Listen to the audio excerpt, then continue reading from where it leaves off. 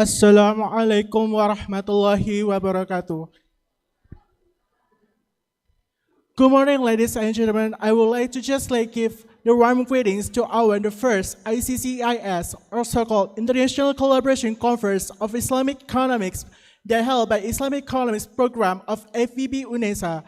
Before we just gonna start, I would like to give the warm greetings for our rector, Professor Dr. Nur Hassan MKes, to our Dean of Faculty of Economics and Business, Professor Dr. Anand Kristianto, SOM MSE, and for our Vice Rector, Professor Dr. Mahmud Lazim MSE, to our Vice Dean, Dr. Haji Muhammad Khairul Anwar SIG MSE, for our Vice Dean also, Dr. Susanti SPD MSE, and for our fellow, respective for Mr. Chupian AC MT PhD, and also for our in Chief Malaysia, respective Professor Dr. Mansur Haji Ibrahim, and for our fellow study program coordinators, Professor Dewi Triwijati Wadoyo and Dr. Tony Seno Aji. Before we just gonna start, I would like to please to Miss Siti Maratu Soliha to recite the Holy Quran. For the stage and time will be yours. For Miss Siti Maratu Soliha, please.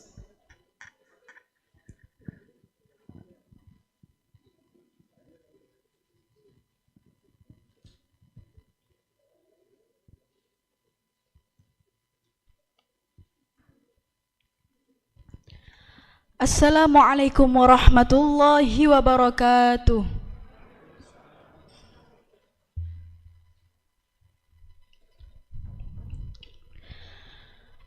A'udzu billahi minasy syaithanir rajim.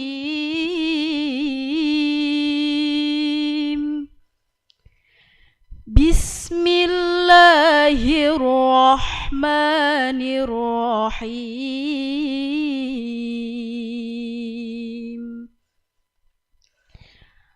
Alladzina ya'kuluna ar-riba la yaqumuna illa kama yaqum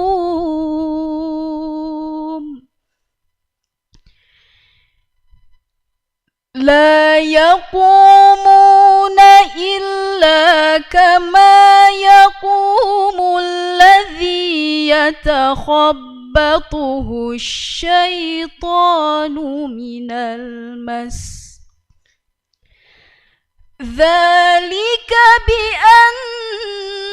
بأنهم قالوا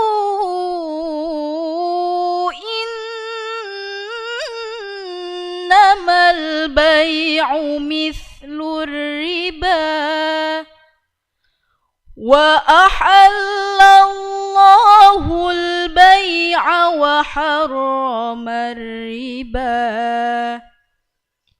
فمن جاءه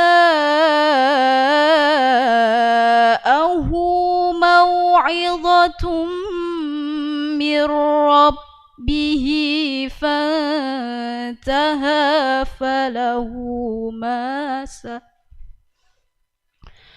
وأمره إلى الله ومن عاد فأولئك أصحاب النار هم فيها خالدون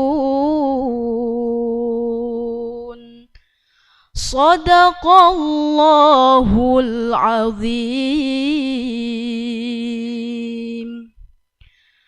Aku berlindung di bawah kuasa Allah dari godaan setan yang terkutuk dengan menyebut asma Allah yang Maha Pengasih lagi Maha Penyayang.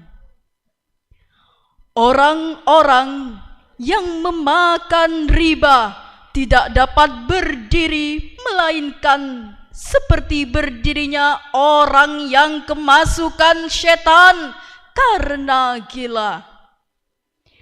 Yang demikian itu karena mereka berkata bahwa jual beli sama dengan riba. Padahal Allah telah menghalalkan jual beli dan mengharamkan riba. Barang siapa mendapat peringatan dari Tuhannya, lalu ia berhenti, maka apa yang telah diperolehnya dahulu menjadi miliknya dan urusannya terserah kepada Allah. Barang siapa mengulangi, maka mereka itu penghuni neraka, mereka kekal di dalamnya. Maha benar Allah atas segala firman-Nya dan Dialah yang Maha Agung. Assalamualaikum warahmatullahi wabarakatuh. Such a beautiful recitations that will be guided by Ms. Maratu Solha, and she's one of the college students from the Sharia Economics from the Faculty of Economics and Business UNESA. So for the next session, we'll be singing for the Indonesia anthem, Indonesia Raya, and Mars UNESA. That will be directed by Ms. Ilzania. She's also one of the students for the Sharia Economics as well. So Ms. Ilzania, the time and stage is yours.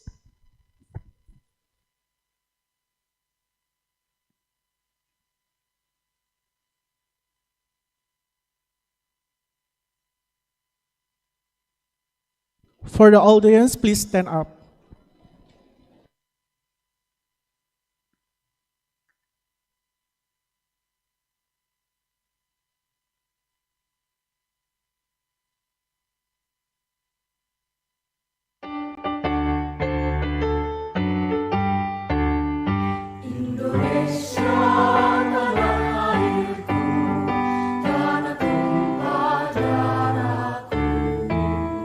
Di sanalah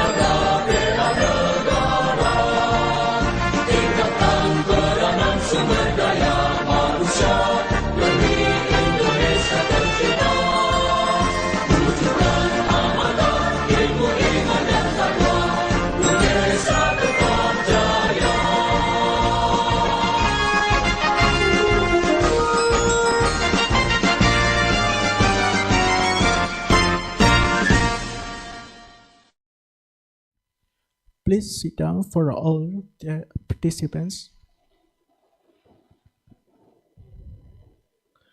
For the next session, we will be here for the opening remark from our Vice Rector of UNISA, Professor Dr. Matlazim, MSE. The time and stage is yours.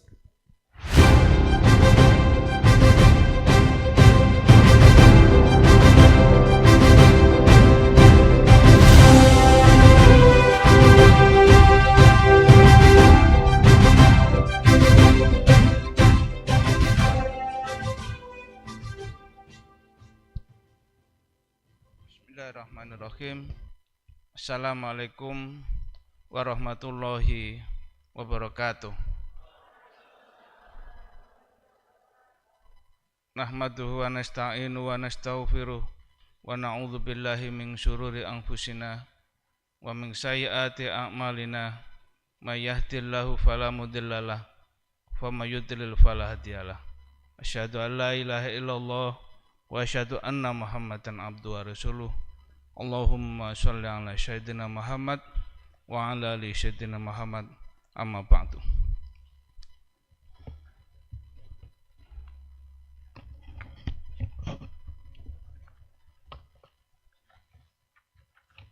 Sebelum saya bacakan sambutan rektor, saya akan mengingatkan kembali, ini banyak yang mahasiswa UNISA. Jangan sampai mahasiswa UNISA tidak tahu visi UNISA. Itu yang pertama. Yang kedua, ini berkaitan dengan ekonomi Islam. Tadi sudah dibacakan ayat-ayat suci Al-Quran yang berkaitan dengan halal, haram, kemudian ada konsekuensinya ketika tidak mengikuti hukum-hukum Allah ya. Ekonomi Islam ini berupaya untuk mengamalkan ya ajaran yang ada di Al-Quran. Salah satunya kita harus yakin bahwa rezeki itu adalah dari Allah. Maka kita harus berupaya mencari rezeki itu mengikuti jalan Allah. Ada di salah satu surat di Al-Quran, wallahu khairur raziqin. Wallahu khairur raziqin. Dan Allah adalah Maha yang pemberi rezeki. Anak-anakku, khusus untuk mahasiswa UNISA, kira-kira bisa menyebutkan surat apa, ayat berapa? 100.000 yang betul. Ada? Saya naikkan 200.000. Oh,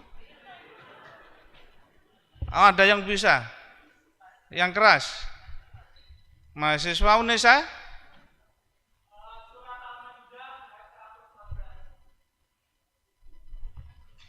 Ustadz. Assalamualaikum. Surat Al-Maidah ayat 114. Wallahu khairur raziqin. Betul Ustadz? Ada 4 ayat, berarti 100 saja. Iya. Terima kasih. Iya.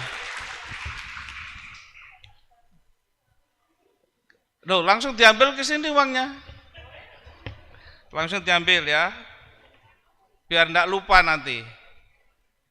Sudah tak siapkan 400 tapi hanya. Nah, yang pertanyaan berikutnya, ini yang cewek aja. Visi UNISA?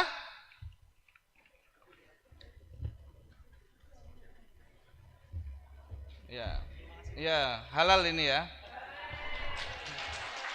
Satu lagi cewek. Visi UNISA apa? Loh, visi UNISA kok enggak tahu? Mahasiswa UNISA kan? Yang mahasiswa UNISA aja, saya tanya mahasiswa UNISA. Visi UNISA, yang PTNBH. Loh, harus tahu ya. Wes, Kak Sito masuk saku mana? Mohon izin membacakan sambutan dari Pak Rektor. The Honorable Dean of Faculty Economics and Business, Universitas Negeri Surabaya, the speakers who attended offline, Professor Mansur from INCIF, Malaysia, speakers who attended online, Professor Adil Sarya, Ahliya University Bahrain, Profesor Nazlida Muhammad University Brunei Darussalam, Profesor Hakimi University Kebangsaan Malaysia, Dr. Sultan Emir National Committee for Sharia Economics and Finance, Mr. Supian PhD and Dr. A.S. Nurasia, Chairman and Secretary of Indonesia Islamic Economic Study Program Association and the Central Board of Management. The head of study programs in FEB Universitas Negeri Surabaya, the Honorable Vice Dean, the head of Islamic Economic Study Program Indonesia, both those who attended online and offline, as well as the attendees and participants of ICCEIS 2023. Ladies and gentlemen, who Allah please, following the theme of this international conference, we all know that we live in an era filled with disruption. Some are COVID-19 pandemics, disruption, climate change, and industrial revolution 4.0. If I may quote a sentence spoken by Professor Reynolds Kasali, one of the professor of management science, he said that disruption is the future. Disruption is not always connoted as negative thing. Disruption has challenger, but on the other hand, disruption also has opportunities for all and us who always think positively. Allah Subhanahu wa Ta'ala teach us Muslims to always think positively about all the destinies given to us Muslim. Ladies and gentlemen who are blessed by Allah Subhanahu wa Ta'ala, one of the issues that developed very quickly during COVID-19 pandemic are halal product. The halal industry is growing along with the increasing demand for halal product.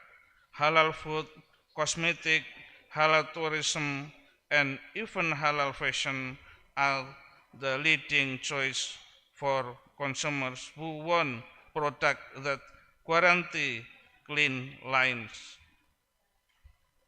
Halal products are predicted to be necessary and lifestyle. Dinar Standard data for 2023 states that Muslim consumers spending on halal product in 2021 will reach 2 trillion US dollar. This value increased by 8.9% when compared to 2021. This means that this is an opportunity for all of us. Seize this enormous halal product market. We as Muslims should not just be consumers, but we must be able to become key player. The Muslim population in Indonesia is the largest in the world. We have a lot of madrasah in Islamic boarding school. We have various religious tourist attraction and can be developed and Muslim-friendly tourism. In this era of disruption, the most important keyword is collaboration. We at University Negeri Surabaya envision becoming a resilient, adaptive, and innovative educational university based on entrepreneurship. Our vision is only possible to do. Our vision will only be realized with collaboration and cooperation with other strategic parties. Therefore, implementing ICCEIS 2023 is one of our efforts to become a reputable university. One of them is by organizing many international events. Therefore, I invite all of you to work together through the forum so that it can the first step for all of us to contribute and collaborate. Together we advance the Islamic economic, especially the halal and Islamic finance industry through the ICCEIS event forum today. I represent the committee to apologize for shortcomings in organizing ICCEIS in 2023. And with the end of this speech that I delivered as the Dean of the Faculty of Economy and Business at Universitas Negeri Surabaya, I officially opened the 2023 International Collaboration Conference and Islamic Economic. Thank you. Wassalamualaikum warahmatullahi wabarakatuh.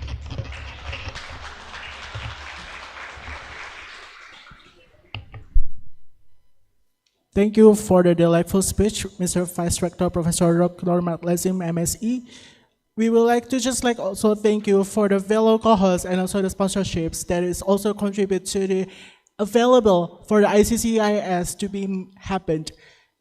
And my name is Muhammad Rizky Ramdan Bipus. I'm at THM as your Master of Ceremony. And we would like to proceed to the opening speech and official opening by APSE Chairman, Mr. Kupian SE MT PhD. The time and stage is yours.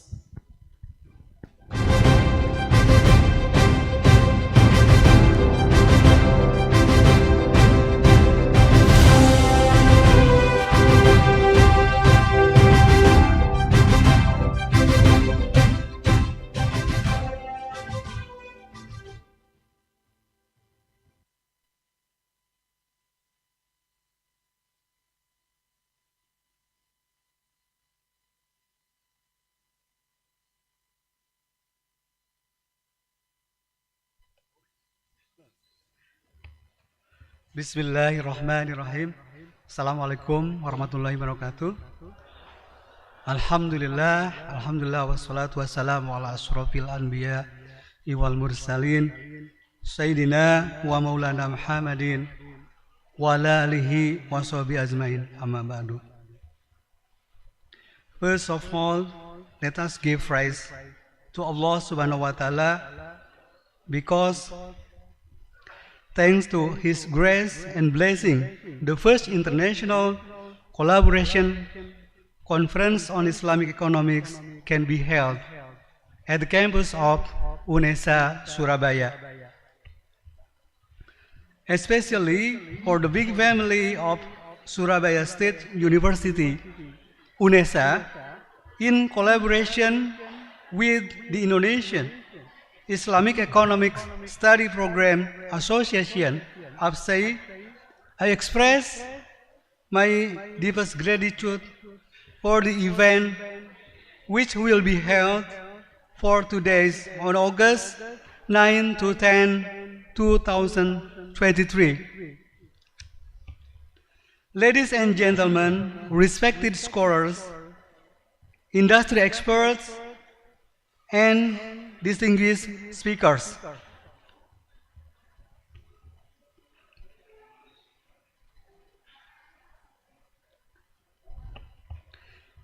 It is an honor to stand before you today as we gather to explore the crucial intersection of the halal sector and the Islamic financial industry in the face of disruptive forces reshaping our world. In an era characterized by rapid technological advancement, changing consumer preferences, and evolving market dynamics, it is imperative that we come together to address the intersection and potential of the halal sector and the Islamic financial industry.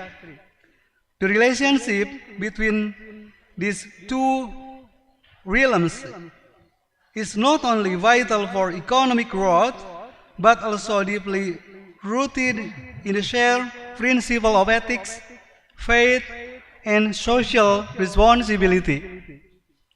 The halal sector, encompassing a wide array of industries from food and beverage to cosmetics, pharmaceutical, and more, is not just a market segment.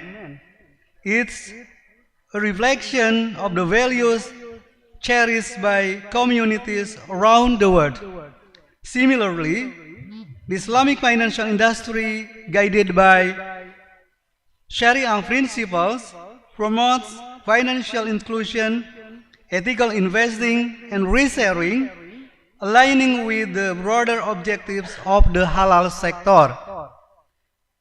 Over the course of this conference, we will engage in insightful discussion and exchange valuable insight on how these two sectors can collaboratively thrive in the disruption era.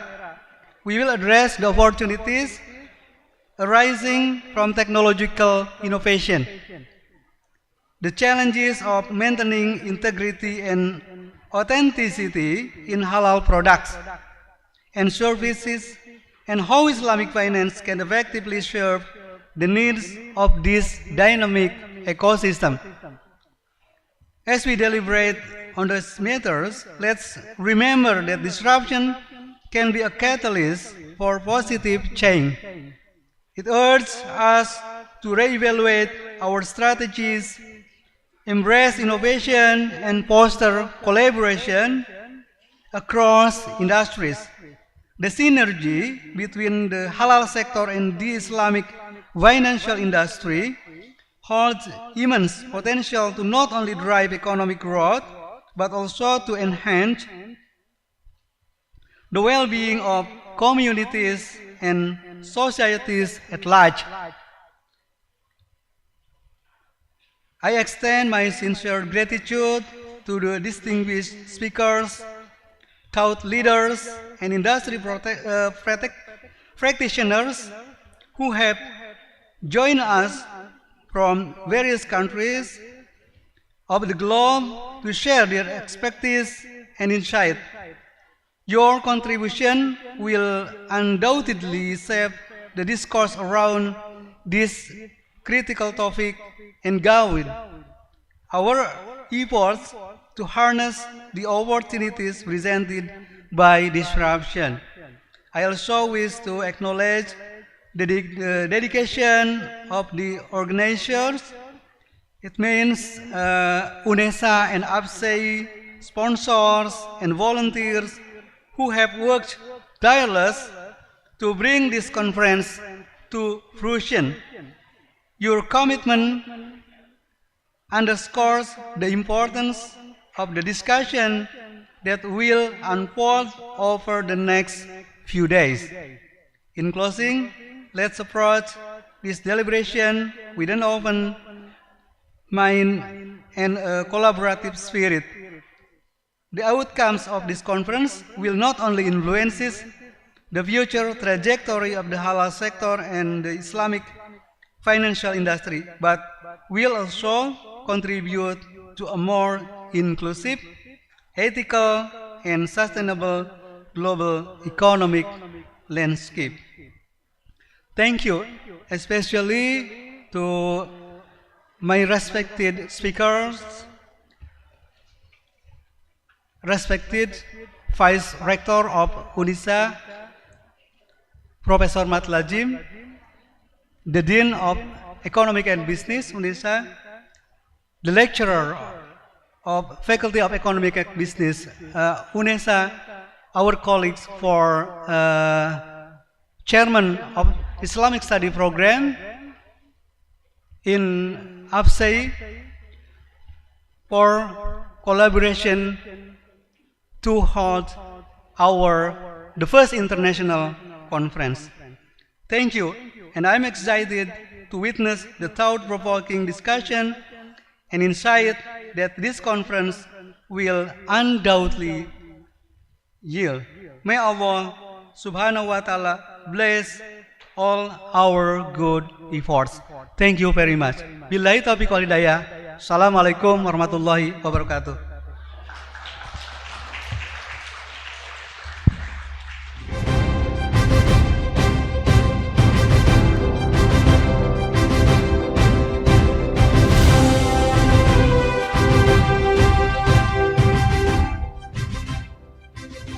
Before we just heading to the next event, we would like to just express our gratitude to our fellow co-hosts from the Institut Agama Islam Negeri Kediri, Universitas Brawijaya, Universitas Muhammadiyah Malang, Universitas Pendidikan Indonesia, Universitas Siliwangi, Universitas Indonesia, Universitas Jember, Universitas Islam Negeri Raden Fatah Palembang, Universitas Pajajaran, Universitas Tanjung Pura, Institut Ilmu Keislaman Anukaya, Universitas Alma-Ata Yogyakarta, Universitas Mula Warman, and also Institut Pertanian Bogor.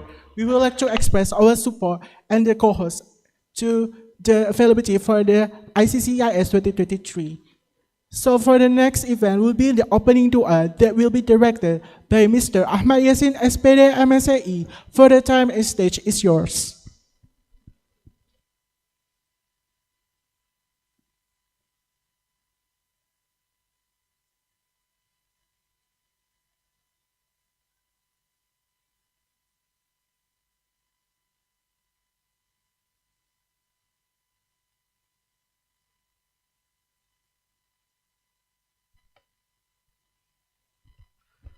Assalamualaikum warahmatullahi wabarakatuh. Ladies and gentlemen, let's start the prayer with Suratul Fatihah. Al-Fatihah.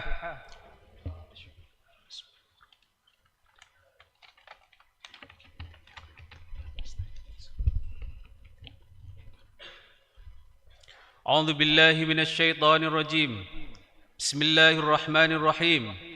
Hamdan syakirin, hamdan na'imin, hamdan yuafi ni'amahu wa yukafi'u mazidah.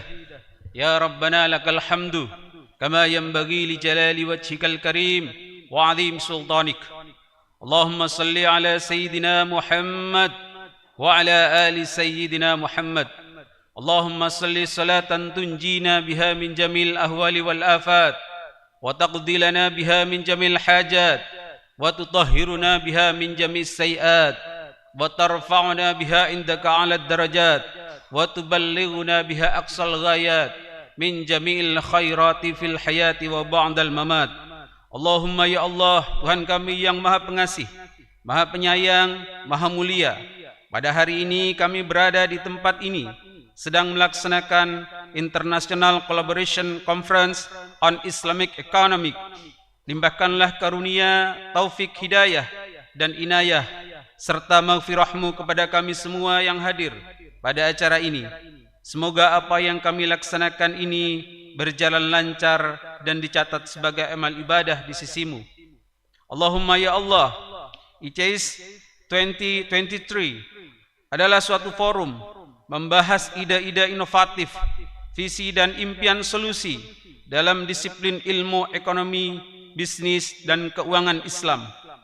dengan tujuan untuk memperoleh masukan pemikiran dan solusi kreatif dari kalangan insan cendekia terkait kondisi existing dan isu membangun sinergi antara sektor halal dan industri keuangan syariah di era disrupsi beserta strategi peluang, tantangan dan usulan solusi. Allahumma ja'al jam'ana, jadikanlah forum yang Engkau rahmati menjadi media untuk berbagi dan berkolaborasi. Insan cendekia yang membawa kejayaan ekonomi Islam menjadi kuat, kokoh yang membawa kebaikan dan kesejahteraan bagi masyarakat. Allahumma barik lana fi umrina wa barik lana fi rizkina wa barik lana fi auladina wa barik lana fi ilmina. Ya Allah, berkahi umur kami, berkahi rezeki kami, berkahi putra-putri dan keturunan kami, berkahi ilmu kami. Dengan keberkahan ilmu yang kami miliki akan menjadi amaliyah bagi kami. Allahumma ya Allah ya Aziz, berikanlah kami kekuatan untuk senantiasa memperkokoh persatuan dan kesatuan guna berkolaborasi mendukung pengembangan industri halal dan industri keuangan di tengah ketidakpastian kondisi global. Jauhkanlah kami dari perpecahan dan hilangkanlah segala bentuk keserakahan dan kezaliman yang membuat kami semakin jauh dari ridho-Mu dan berkah-Mu ya Allah. Ya Allah, ya Qawiyyu, hamba mohon selalu diberikan kekuatan lahir batin, ketenangan dan ketentraman jiwa, khususnya bagi para pemimpin-pemimpin kami, juga kepada ekonom-ekonom muslim agar dapat melaksanakan segala kewajiban, membawa kejayaan ekonomi Indonesia menjadi kuat, lebih kuat dan lebih besar serta berkualitas. Allahumma tawwil umurana wa suhi asajana wa nawwir qulubana. Ya Allah, panjangkanlah umur kami, sehatkanlah jasad kami, terangilah hati kami, tetapkanlah iman kami, baikkanlah amalan kami, luaskanlah rezeki kami, dekatkanlah kami kepada kebaikan dan jauhkanlah kami dari kejahatan. Kabulkanlah segala kebutuhan kami dalam agama kami, dunia dan akhirat kami. Allahumma ya Allah ya Ghafur, Tuhan yang Maha Pengampun, ampunilah dosa kami, kedua orang tua kami, guru-guru kami dan para pemimpin-pemimpin kami. Sayangilah mereka, muliakanlah mereka dengan keridhaan-Mu yang agung di tempat yang disenangi di sisi-Mu. Allahumma ya Allah, kami mohon kepadamu ilmu yang bermanfaat, rizki yang halal dan amalan yang diterima. Ajarkanlah kepada kami semua apa yang belum kami ketahui, ingatkanlah apa yang kami lupa, fahamkanlah apa yang belum kami fahami, tambahkanlah ilmu kami dan masukkanlah kami ke dalam hamba-Mu yang soleh dan solehah. Allahumma inna nas'aluka salamatan fid din wa afiyatan fil jasadi wa siyadatan fil ilmi wa barakatan fil rizki wa taubatan qablal maut wa rahmatan indal maut. Allahumma hawwin alaina fi syakaratil maut wan najata minan nar wal afwa indal hisab. Rabbana zalamna anfusana wa illam taghfir lana wa tarhamna lanakunanna minal khasirin. Rabbana la tuzigh qulubana ba'da idh hadaitana wa hab lana min ladunka rahmah innaka antal wahhab. Rabbana atina fid dunya hasanah wa fil akhirati hasanah wa qina adzaban nar wa adkhil jannata mal abrar ya aziz ya ghaffar ya rabbal alamin. Rabbana taqabbal minna bi syafa'atil Fatihah. Ar-Rahmanir Rahim Maliki Yaumiddin. Shiratal ladzina an'amta 'alaihim ghairil maghdubi. Syukran katsiran, jazakallah khairan katsira. Assalamualaikum warahmatullahi wabarakatuh.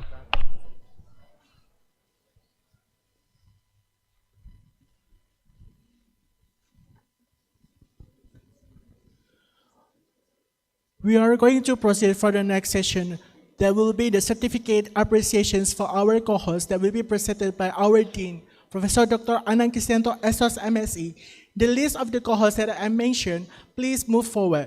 Institut Agama Islam Negeri Kediri, Universitas Brawijaya, Universitas Muhammadiyah Malang, Universitas Pendidikan Indonesia, Universitas Siliwangi, Universitas Indonesia, Universitas Jember, Universitas Islam Negeri Raden Fatah Palembang, Universitas Pajajaran, Universitas Tanjung Pura, Institut Ilmu Keislaman Anukaya, Universitas Alma-Ata Yogyakarta, Universitas Mula Warman, and also Institut Pertanian Bogor. The time and stage is yours.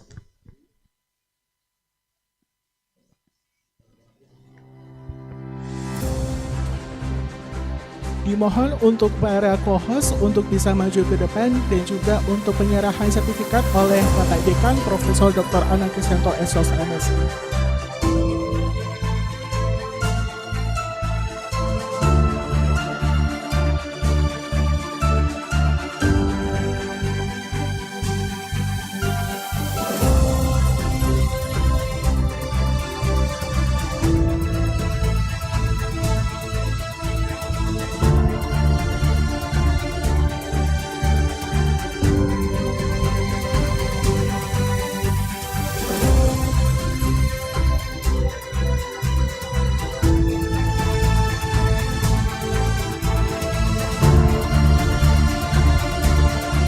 Universitas Pajajaran, apakah ada perwakilan? Jika ada perwakilan, mohon ke depan. Saya sebutkan untuk co-host yang mungkin akan ke depan.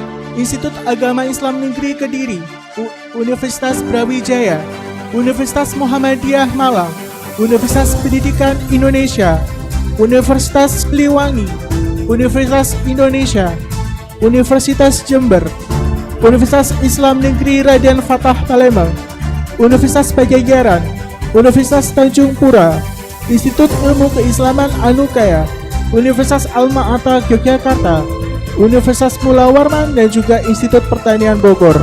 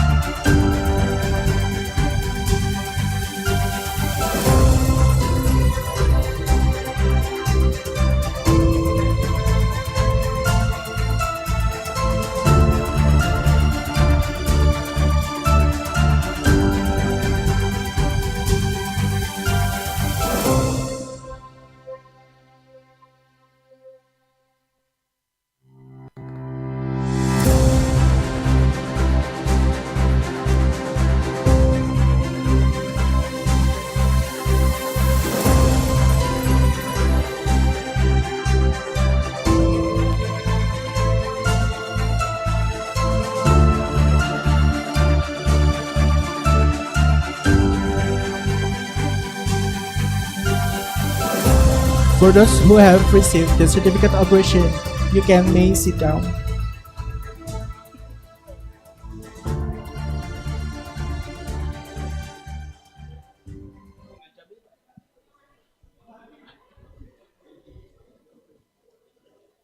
For the next session will be the certificate appreciations for Professor Dr. Mansur Haji Ibrahim in Safe Malaysia. The certificate will be given by our fast rector by Professor Dr. Mat Lazim MSE. The time and stage is yours.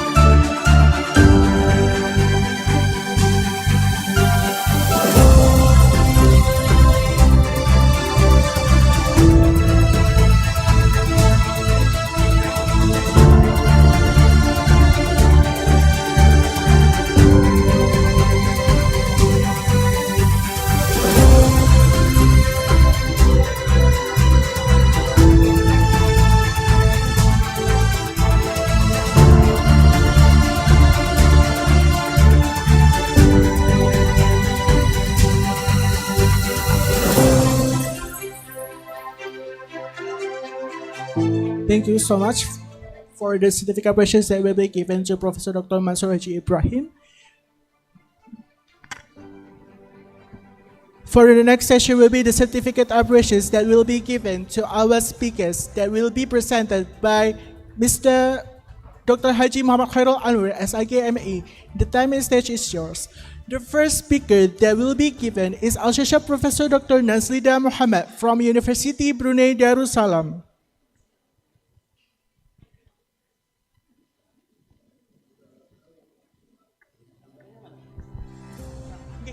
Thank you.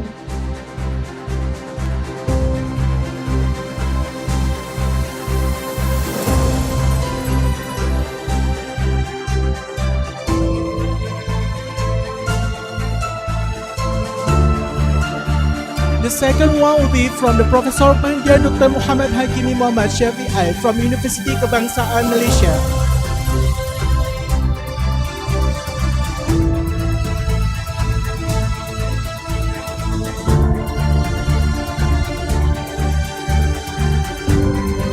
Please stay on the camera for 5 seconds. Please turn on your camera, Mr. Muhammad Hakimi Muhammad Syafi'i.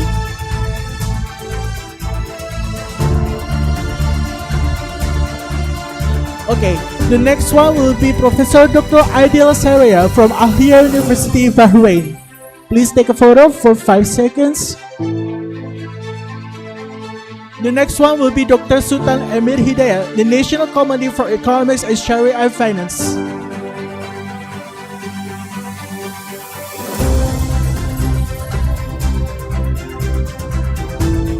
Thank you. Thank you so much for the certificate appreciations that given by our respective vice dean by Dr. Haji Muhammad Khairul Anwar SIKME. The certificate appreciation is all wrapped up and finished.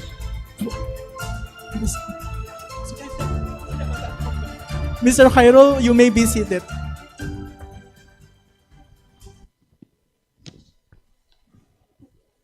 For the next session, we will be heading to the plenary sessions that will be directed by Dr. Mariam Binti Badrul Muni with as follows speakers.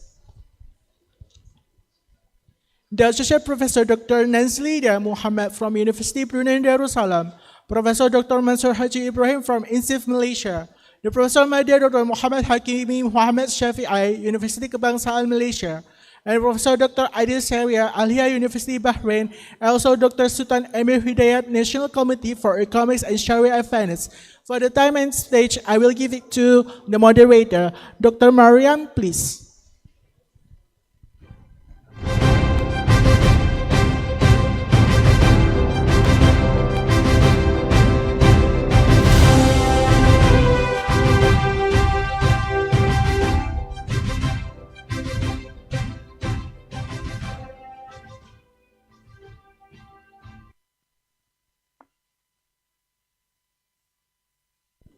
Bismillahirrahmanirrahim.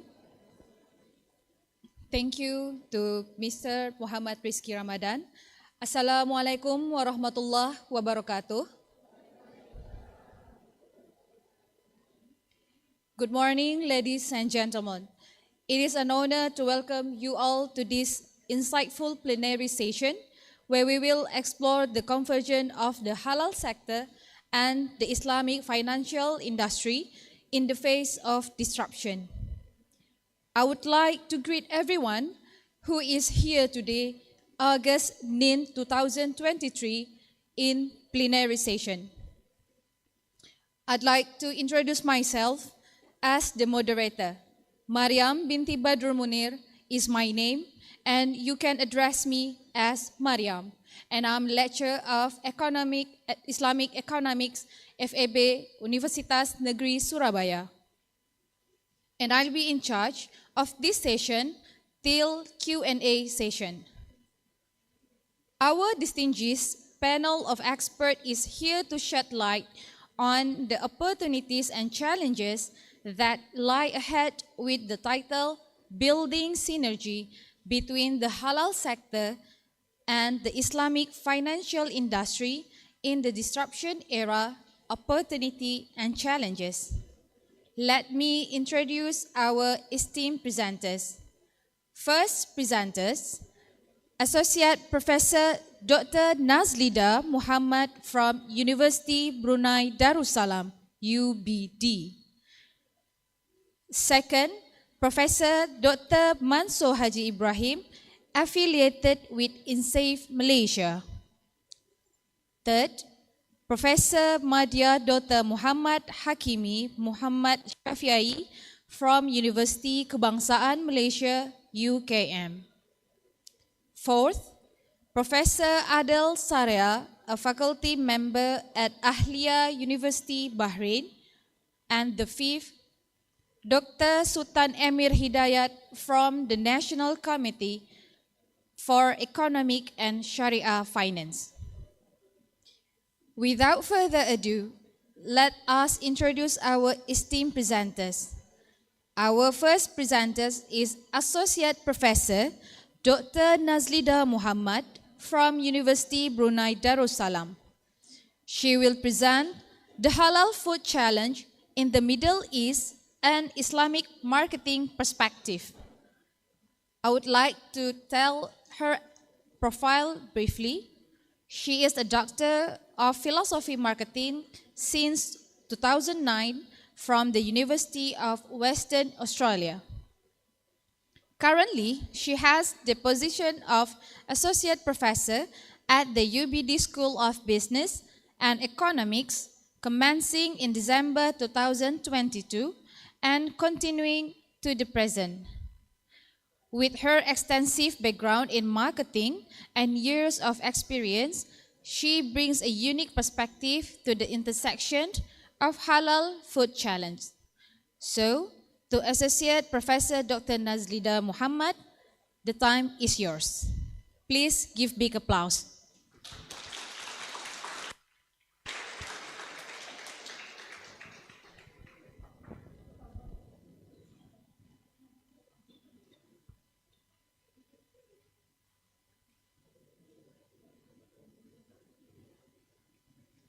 Assalamualaikum warahmatullahi ta'ala wabarakatuh. Let me fix my screen first. I hope everyone can see my slide. Okay. So first of all, thank you very much for this opportunity. And a very good morning to guest of honors, chairman and committee of the conference, fellow presenters, as well as the participants. All right, so as you can see, my slide basically titled differently as what had been announced earlier. So this is the topic that I will pursue for today's session. Marketing halal in the globalized multi-segments Muslim markets. Yeah. Okay, so we move on to the content of the presentation. So hopefully I will be able to deliver within the time limits, or earlier, in fact. And the first, we will look at the overview of the market, as we normally do, opportunities and marketing dilemmas specifically, appeals and strategies that has been adopted, challenges, and also some suggestions, the way forward, and then conclusion. All right, so definitely we know the fact that Muslim consumer markets is very unique, yeah? Unique, though controversial, yet universal. So that's the way we can, in a nutshell, what Muslim consumers market is. Due to the religious requirement, code of conduct, it is unique in comparison to the secular mainstream market, that is. In fact, for some, they would take Muslim needs and demand in the marketplace as an attack to their values. For example, in today's context, there are campaigns against halal products or halal certification. Although at their national level, halal market is a big chunk of their exports, so GDP. And to a certain degree, these halal boycotts could actually pose existential threat to the Muslim businesses and community in some markets, that is, yeah. Okay. But for Muslim consumers, especially marketers and businesses as well, we strongly believe that the values, the needs and wants of Muslim consumers are totally innate. Therefore, it will prevail. And in that way, we will definitely see an overwhelming and irresistible growing market size and consumers' demand. And however, I'm sorry for this very, okay, so I hope you are still with me here. So this is my next slide, sorry. Even though the market is huge and demand is increasing over time, I'm not going to give you statistics because I'm sure my fellow speakers would as well do the same, yeah? But the mainstream is not really buying and perhaps not ready or yet, yeah? So even in last year, the last quarter in 2022, marketers are still being persuaded to join the demand from Muslim consumers. But perhaps this is the best window for others to move in and secure the first mover advantage in many areas, and especially Muslim businesses, yeah, Muslim-owned businesses. All right, so talking about the industries, the area of industries which profited and growing more rapidly than others, as we can see here, are the 7 industries, the largest being the food industry. Interestingly, serves more than just basic consumer psychological needs nowadays. The products attached to the unique diversity aspects of Muslim social cultural fabrics, even psychological self-indulgence, if you like. I think we are all can relate to that. And the big issue of food waste also coming from this sector, unfortunately. But yes, of course, we do recognize that food and beverages is so far the leading growth we can see in the halal sector. As many would understand, or at least acknowledge, that out of these 7 industries, at least 2 or 3 bet their money on Muslim women. Even big brands go out of their way parading modest fashions. For Malaysians, Bruneian, and Indonesian at least, we know how this industry flooded every corners of our mall. And to move on to tourism in particular, for the tourism industry, yes, this is a little bit of advertisement for Brunei tourism. If I may share, even the negative publicity on Brunei, not able to hinder curious tourists to see the country that is governed by Sharia law. Brunei, in fact, take the advantage, offering, among others, packages to visit its virgin, pristine tropical forest in Temburong, and also Islamic tourism packages visiting numerous beautiful masjids around the country. All these industries put together is tempting to businesses to venture, especially when it comes to the substantial size of the Muslim markets. The crucial criteria for marketers in evaluating segment potential.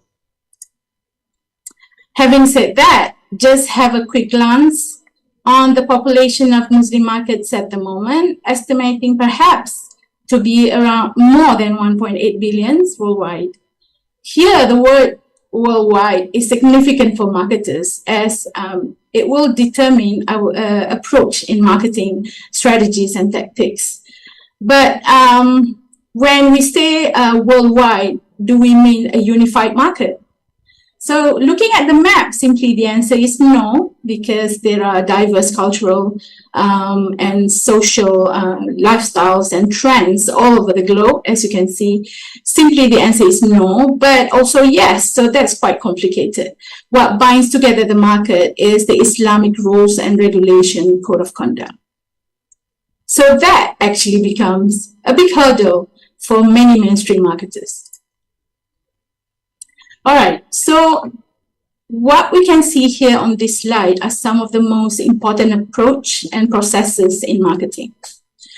Relating to our context today, marketers need to decide the Muslim market that they probably wanted to pursue. Hence, studying the persona beyond just the profile of Muslim consumers and his or her religious requirement is crucial. But obviously, this is not an easy job. So to add to that even trickier, given the fact that religion and politics, of course, are two taboo subject matter that is not open for scientific inquiries. But at least that is the belief held by many marketing scholars and their associations, yeah? But the truth is, one strategy fit all is not always the case for a successful marketing program. Although once upon a time, a unified marketing efforts for Coca-Cola using global product strategy, global advertisement strategy, all work well. But today, even Coke cannot cope with that anymore. This is due to the fact that consumers are challenging their complacency and demanding more. So now Coke is not just one, yeah? And we all obviously know that. So these phenomena goes the same to the halal market, yeah? And marketers just have to go to the basic of the crook of the marketing philosophy like currently, which has evolved over times, that is the consumer-centric approach. The approach needs to radiate from strategic level to tactical levels. And the main mantra is always STP, which is segmenting, targeting, and positioning. So divide, choose, and charm. So if you put simply, that is what it means. You segment the market, you divide, you choose which one you want to pursue, and then you charm them through using an effective positioning strategy. So the most important answer for marketers is which Muslim market that they wanted to target. Young Muslims in the UK or those in Pakistan. And that will make a big difference in marketing decisions overall. Okay, so that brings to the Muslim markets of the challenge of marketers to basically cater the needs of Muslim markets, yeah? So does certification alone is enough, or do we have to tweak and do the Islamization process throughout? So this is the real challenge. I think in many ways we can see easily that those who are looking at the halal market right now started to see that halal certification alone might not be enough, yeah? So one day it would definitely mean halal certification is a generic requirement and everyone in the marketplace armored with halal certification. So as noted by Ogilvy, for example, this market is very much crafted by cultural differences throughout the globe, and not to mention school of thoughts, psychological elements and lifestyles, and to the extent degree of religious identity. In fact, when studies on Islamic marketing started, we talked about how the strength or degree of religious identity is the one that makes a difference. In a way, to say that when Muslims identify themselves as Muslims, and yes, committed to the belief and rituals, then only it makes sense to basically try to put the positioning for halal, okay, in Islamic market.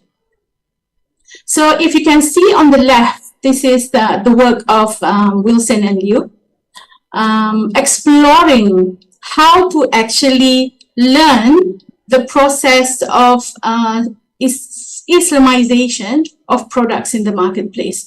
This is indeed very generic. It is an exploratory study at the time, and basically on semantic scale of explicitly Islamic and implicitly Islamic. Yeah, so you can see that everything in terms of the practices of marketers at the time branded in a way that exclusively for Muslims, being explicit, and to the most implicit linguistic and symbolic resonance. Yeah.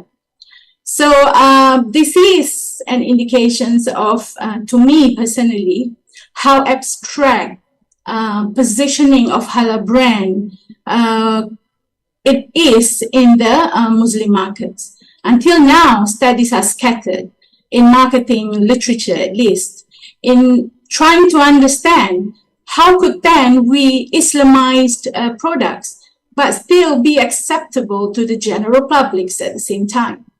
So the true question for marketers always on unique selling proposition. So as I have mentioned earlier, the question back for answers is basically, does halal certification alone is sustainable appeal? As for marketing, it is all about unique selling proposition and also appeal. How do you appeal to the target market? And also, does this window of competitive advantage sustained over time? Which means if you have halal certified product, does it mean that you have that competitive advantage and the edge to basically still rule the market, okay, or still gain a significant contributions of the segment? So that is the question. We will see how these play out in the later slides. But what I'm trying to highlight here is the 3 product levels by Kotler, which, as you can see, the core benefits of the products is what the product offers in terms of benefits, utilities, and values, actual products, and augmented products. So nowadays, certification probably is in the augmented product or actual product, but sooner or later it will be the core benefits.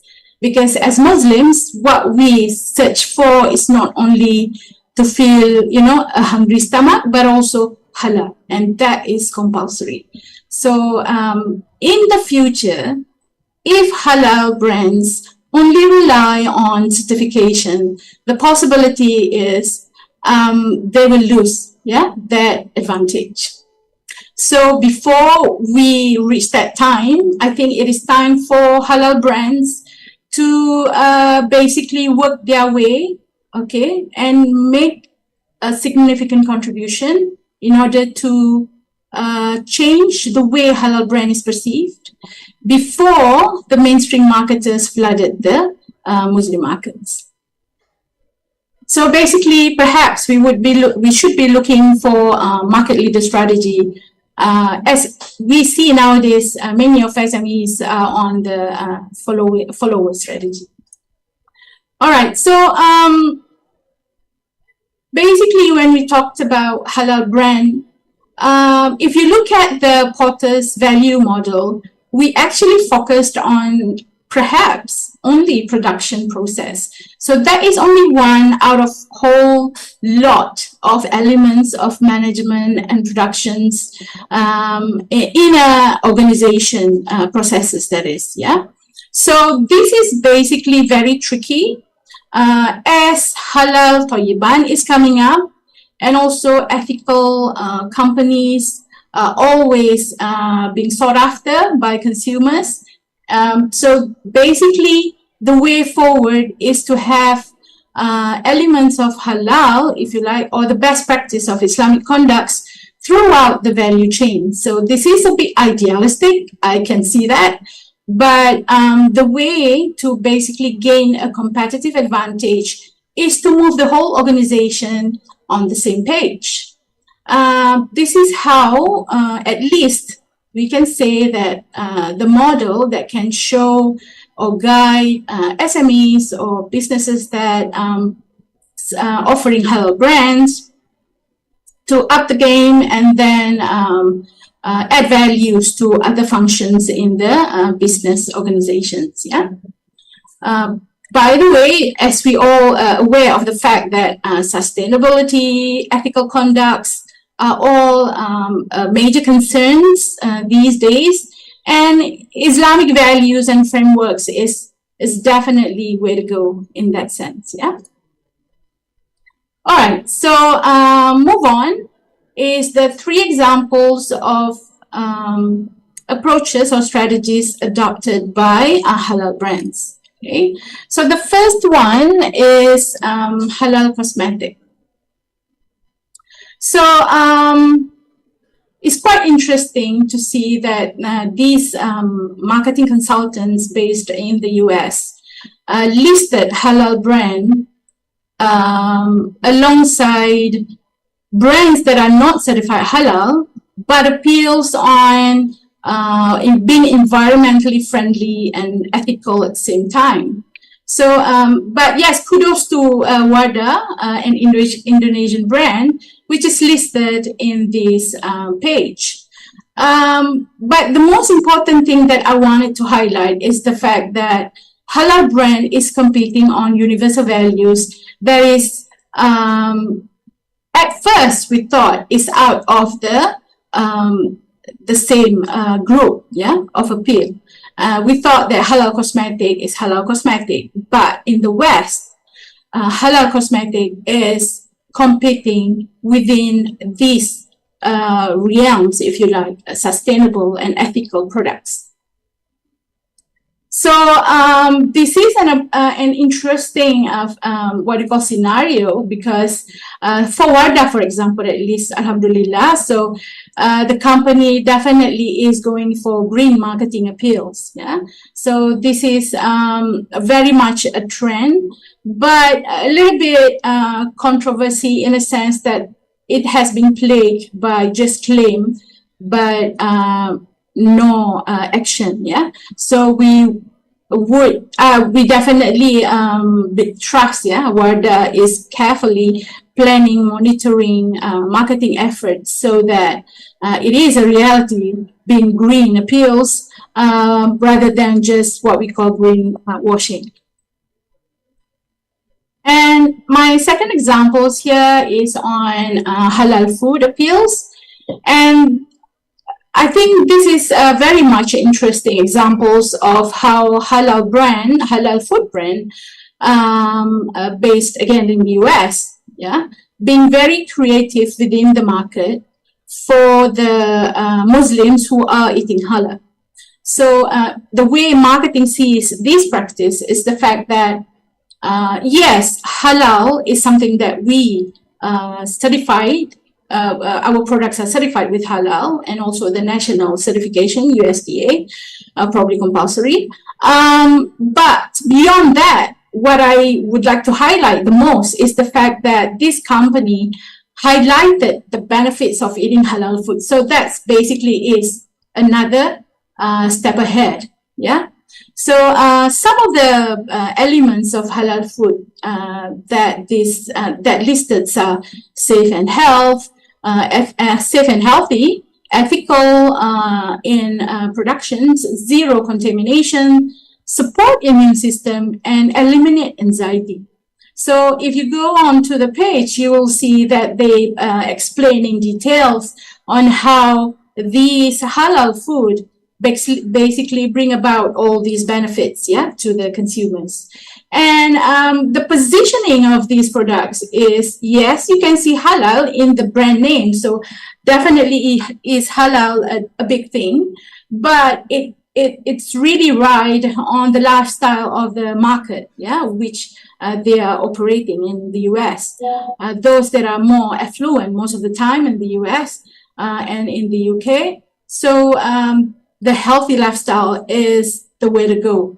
So putting this together, it is a strong, very, effective positioning, unique selling proposition, yeah? So the point I'm trying to make is the fact that we, the halal brands, yeah, SMEs and everything, we have to try to go beyond just halal and use the profiling or the persona of the market segment to the best, yeah, of the opportunity. All right. And another example is Tariq Halal. Okay. So we Muslims who live in a predominantly Muslim countries take our butchers for granted, yeah? And our trusts are undivided. Goes without saying. We enter pasar or wet market, and surely our meat is halal. That is assumption, but trust to be true. But living in Western countries, halal meat is a big thing. In fact, in marketing and several other areas, halal meat is the first area of research in halal and certification, that is. So when we are in the business of meat and money, which is generic in nature, I think money and meat is quite generic in nature and also tacit in consumption. I mean, who knows what we're eating? It is not easy to stand out because marketers believe, okay, we in marketing believe the fact that when products are not conspicuous, it doesn't need to be appealing, or you doesn't have to convince them hardly to use the products, yeah?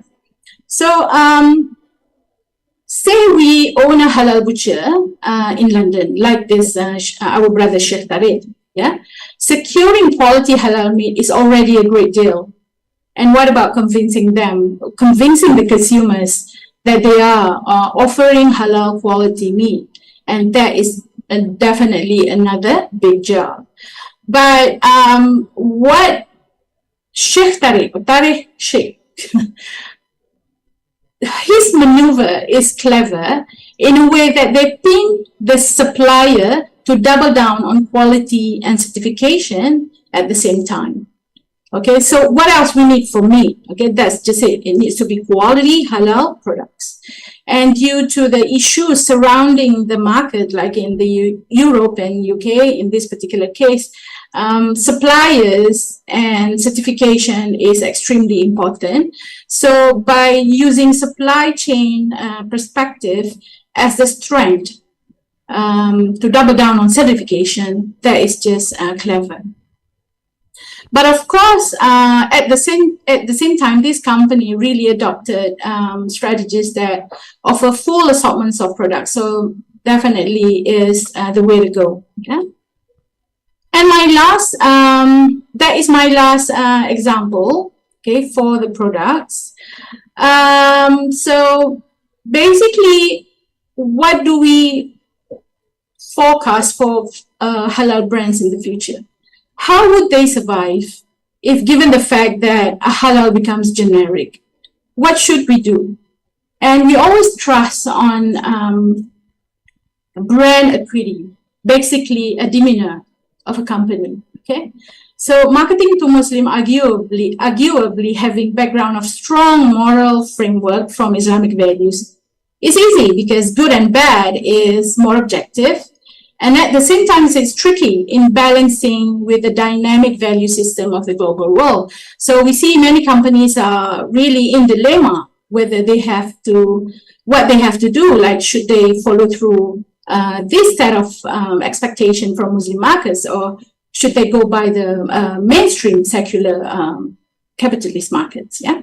So that is the hardest thing to do, to balance these two expectations. But obviously, selling pride products, yeah, in Saudi or to a larger extent Malaysia or Indonesia is obviously not so-called clever business-minded way to go, if it is not a provocation, that is. So to help with creating a demeanor of a good, outward, okay, image of the company, programs like public relations, community outreach, invest in relatable Muslim course marketing definitely can help, yeah, to mend and to improve the brand equity.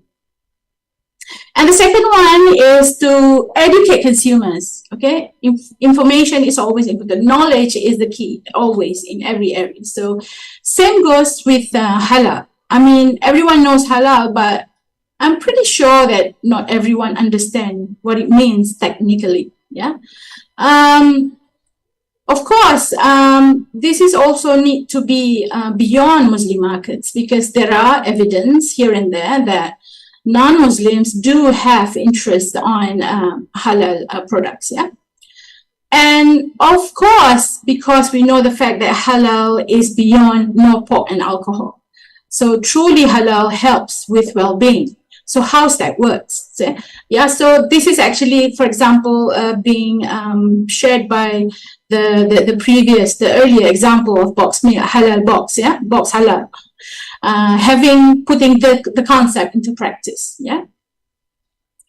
So from another perspective, halal certificates, yeah, the certifiers should also be treated as a brand. Especially in a minority Muslim markets, for Muslim, there can be more than one certifier. So the question is, are they really the same? Yes or no, and why? So working with halal certifiers goes both ways. In one of the papers in marketing, they literally position certificates of halal as a brand, because everybody knows the fact that in some markets, this is a very profitable business, certifying halal products. So they are also, the certifiers are, yeah, but not in every market like Malaysia or Indonesia or Thailand, probably. This is totally a different story, okay? So anyway, working with certifiers could help to strengthen the brand at the same time, yeah? Okay. So another thing, the last one, is to develop this emotional attachment to the brand. Because emotional attachment literally lead to trust and loyalty. I think we can just relate to that being like at home and you have your local suppliers or grocers that you just trust. Okay, and you are emotionally attached to them without you realizing it. Until it's close, then you realize it. So emotion, empirically and theoretically proven, relates to loyalty. And recently, 80% of consumer purchase are basically emotional based. So the rational consumers are not always in operation, if you like. Yeah, we turn off that rationality and use our emotion. So in that way,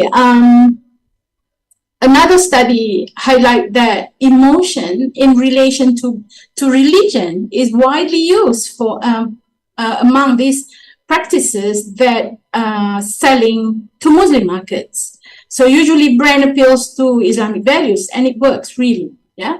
So this feeling of pride as a Muslim or trust, okay, Muslim brands. So that really works, yeah. So this emotion, in the end, what we wanted to see is trust and loyalty, which is definitely is the crown.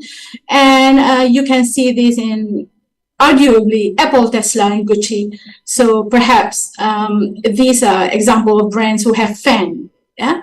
So we want consumers to be emotionally attached to halal brands, and beyond that, to actually be a fan.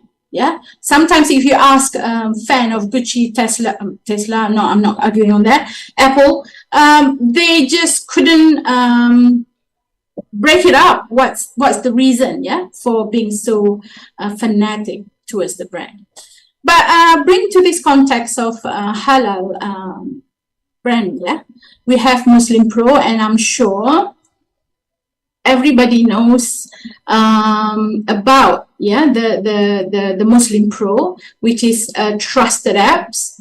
Those who use it like it and love it. Yeah, so that's all emotions lumped in one. So in 2020, I'm sure many of us remember the news on its breach the personal data privacy, and many users, basically Muslims we are talking about here, deleting the apps from their devices. And Muslim Pro basically wrote a letter of allegiance.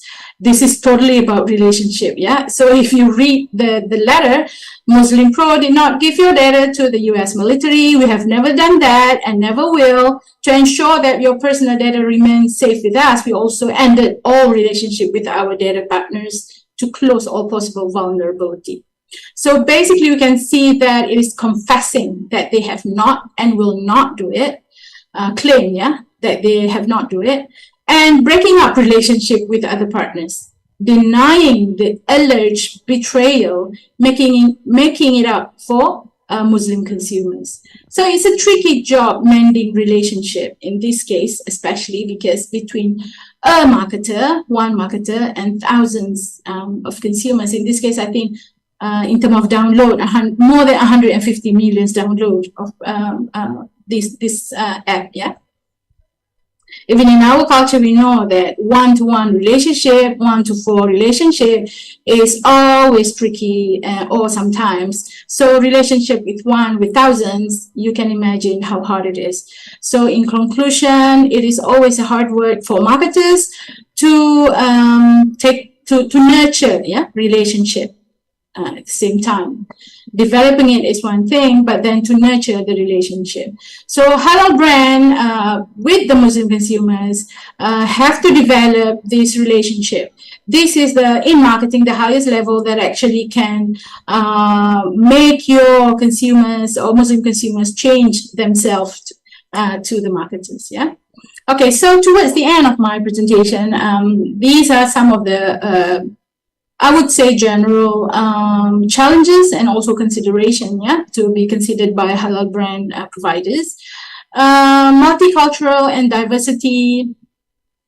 Basically, as we know that, Basically, as we know that sensitivity in appeals and backslashes, these are all things that need to be considered by the marketers, yeah. And beyond Muslim markets, there is a big opportunity to appeal to the non-Muslim market as well. Definitely, it is trickier in multicultural and diversity with the types of appeals that we used, because it can either nudge or hurt someone else to a certain degree. So it's a tricky market, okay, if we are in a diverse cultural market. When you are operating in a minority or smaller markets, in marketing, the best to go is to push the level of customization, which make you are the pursuant of niche market. Yeah. So this is also a good way to go. I think probably my fellow presenters knows better, but the fact that, for example, we have Islamic Bank in Australia is an example of a market in high demand, but in a minority Muslim markets. Okay, so strategy adaptations can be developed based on looking into the analysis of pastel, political, economic, social, technology, environment, and legal entities, or what do you call climates at the time in the market. So those are the basic marketing rules applies. Yeah. Another one that basically comes from my own studies, the fact that we know religious segments is very highly receptive to universal values, like what we've talked about earlier for the cosmetic, ethical, sustainable. These are universal values, and religious segments empirically proven to be more knowledgeable in these areas and more concerned, and also willing to make investments in line with this appeal. So going forward, for policymakers to work with this group to help the importance of halal brands in order to further penetrate the market, and also to boost the concept of ethical, sustainable halal brand. These indeed will be very fruitful. So communities, religious groups, or leaders can play a role in helping the agencies, ultimately the halal brands. Yeah, but of course, in the end, the benefits would go to Muslim consumer markets. So I think that's bring us to my conclusions. Yeah, definitely, I think we can see that the halal market or Muslim markets is growing. Yeah, it's very positive, and at the same time, it will be more competitive. Yeah, in the future. So for SMEs to go global, I think this is the right time because there are still hesitance in the consumer markets from the main players in the mainstream market. Yeah.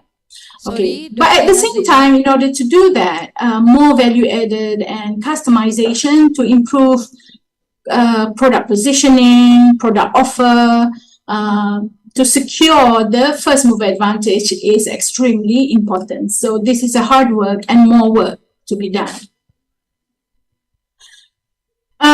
Yes, for marketing, as I have mentioned earlier, religion is a taboo subject matter. I remember that in 2000 or 2009 or 8, it's hard to publish in marketing journals about religion, and definitely on Islam. Yeah.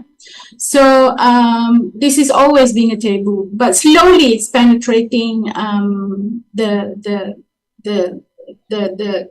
literature, and the scholars are open up to it nowadays. So that is a good thing. But whether they are ready or not, they should be, because this segment is big and very promising, and this is also inevitable for them to learn about Muslim consumers if they're still hesitant.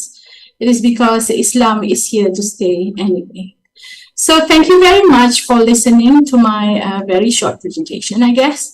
So hope that whatever they have presenting benefits the participants out there. Thank you very much for listening, and I'm looking forward to listen to other presenters. Assalamualaikum. Waalaikumsalam warahmatullahi wabarakatuh. Please give big applause to Associate Professor Dr. Nazida Muhammad. Such a beautiful presentation. And we move to the next session. We have Professor Dr. Mansur Haji Ibrahim. Please come up with the professor.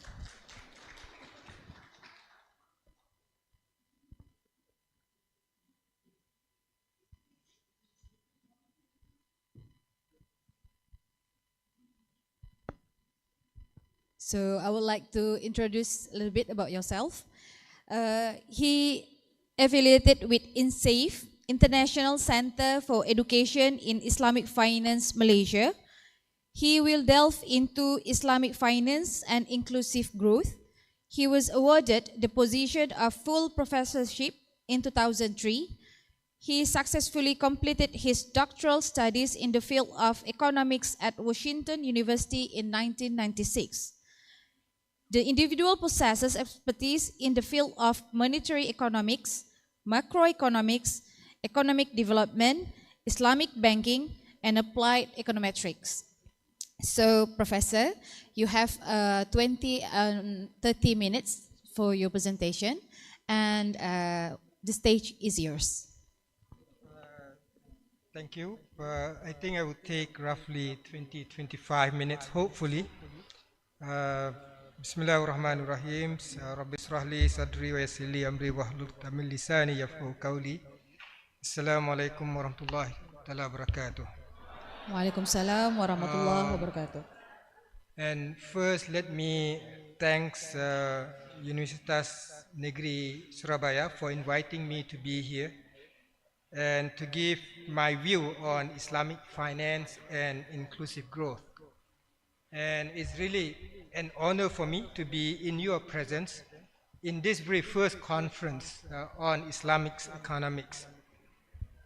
But I have to say from the beginning that I'm not an expert in the Islamic finance or in the Sharia, right? But then perhaps my training in the economics of institutions can basically be of benefit.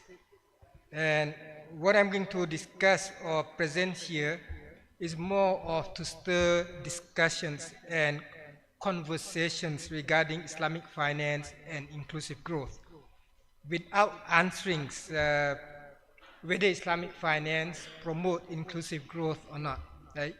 Let us basically maybe after the end of my presentations, we answer on our own. Yeah.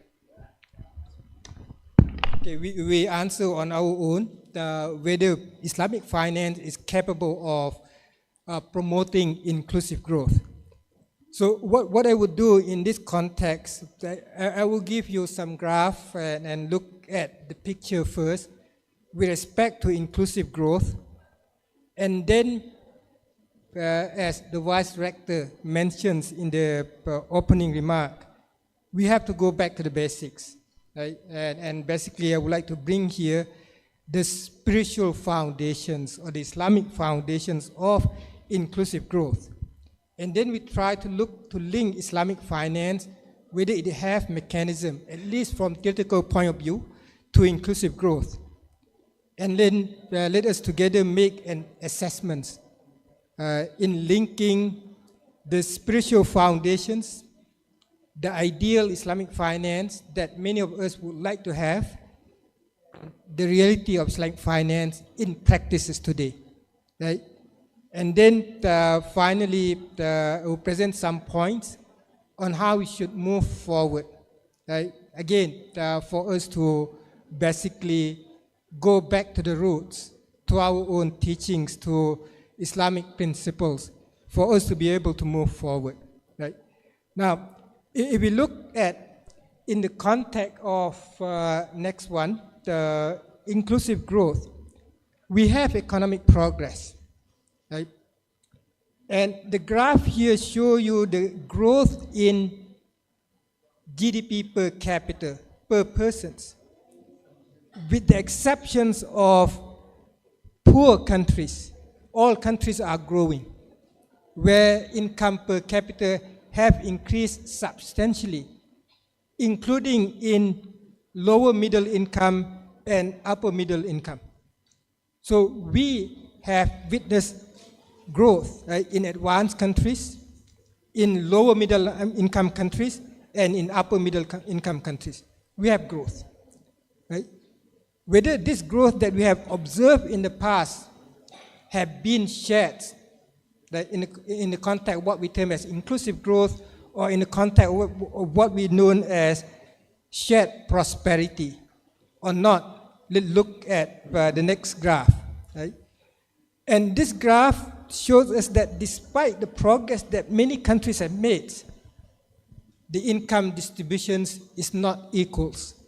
And in fact, there exists widening income inequality across countries, including those countries that have been progressed so fast, right? And if we look back, for example, for 10 years or 20 years back, China has been growth so fast with double-digit growth. But if you look at income distribution in China, for example, it's widening in the context of income inequality. The same thing with the biggest country on earth, United States. If you look at the graph on income distributions, and this graph represents Gini coefficients, where the higher the value, it means more unequal income distributions. It becomes widening. And I put here Japan's, right, the model nations in Asia that have grown so fast before, but now become stagnant as a result of the bubble burst for so many years, right? And I put here United Kingdom. The same things. Income distribution is widening, and stay at the higher levels. Right? And the same pattern we can look into emerging markets. For example, right? Of course, my apology if you cannot see the graph, the next graph, right? If you look at this graph in the emerging market, the one that I circled there in red, right, is Indonesia. You look at Indonesia, of course, has been growing as part of emerging market, but then income distributions in terms of inequality is increasing over time. Like, despite the fact that, of course, we have Islamic finance, but still at the lower level. And the level of income inequality is still at a higher level as compared to many other advanced nations in terms of the statistics. So we have been growing, but income distributions has not been equalizing. Right? We have higher income inequality and so on. And the matter became worse when COVID hit in 2020 and 2021. Right? Many have been thrown into poverty. Right? So the question that we should ask, why this happened? Because if we have shared prosperity, if we have protections, if we have takafuls, mutual assistance, this should not happen. But then poverty hit hard on the poor rather than the rich. The drop in income, for example, is more among the lower income than the higher income or the rich. And I borrowed this graph, the next one, from the work that has been done by Narayan et al. Try to look at the share of households with income losses. They look at those who have income at the bottom of 40%, and they compare with those who have income at the top 60%. And they look at the share of people that have income drops, minus with those people who have income drop of the top 60. Now, if you look at the graph, it moves to the right. It means that the drop in income of those who are at the bottom of 40% of income are substantially more than those who are at higher bottom, at higher end of the income. So which means the poor suffered more as a result of COVID-19. Right? We have unequal income distributions, and then poverty become worse as a result of COVID-19. And there are many other graphs that I can show you here regarding the result in regarding the changes in extreme poverty. Right? So let me bring your attention to the third graph there. If you look at the third graph there, it provides you the impact of COVID-19 on extreme poverty. Those who live less than $1 per month, per day. Right? $1 per day. You look at the positive, which means big percentage. So we have big poverty. Now, again, we are in post-COVID, nation growing again, but then we see more and more people basically are thrown into poverty. Right?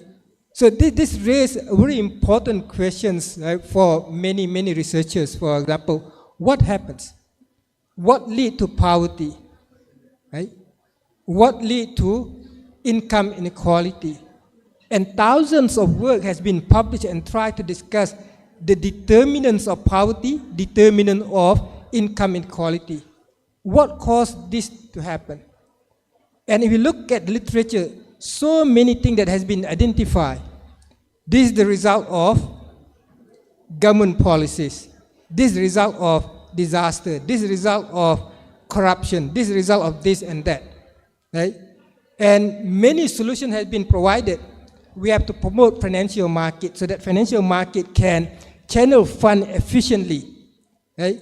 We have to have financial inclusions. Once we have financial inclusions, then the poor can take advantage of the financial services and uplift themselves.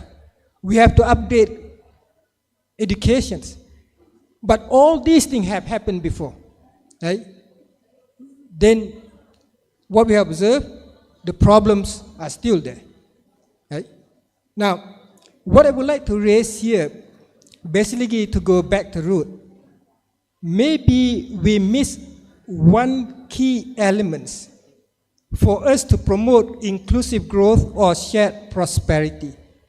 Maybe we miss one element. Now, In order to look at what element we miss, let's go to the next graph.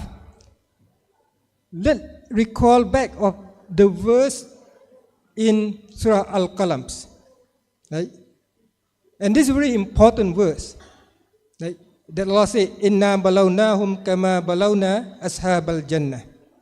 Right? This is a verse regarding ashabul jannah, the companions of the garden, right? And we may know that the companion of the garden is the group of peoples that are first mentioned in the Quran. Right? It's not Quraysh, it's not Bani Israel, but the companions of the garden.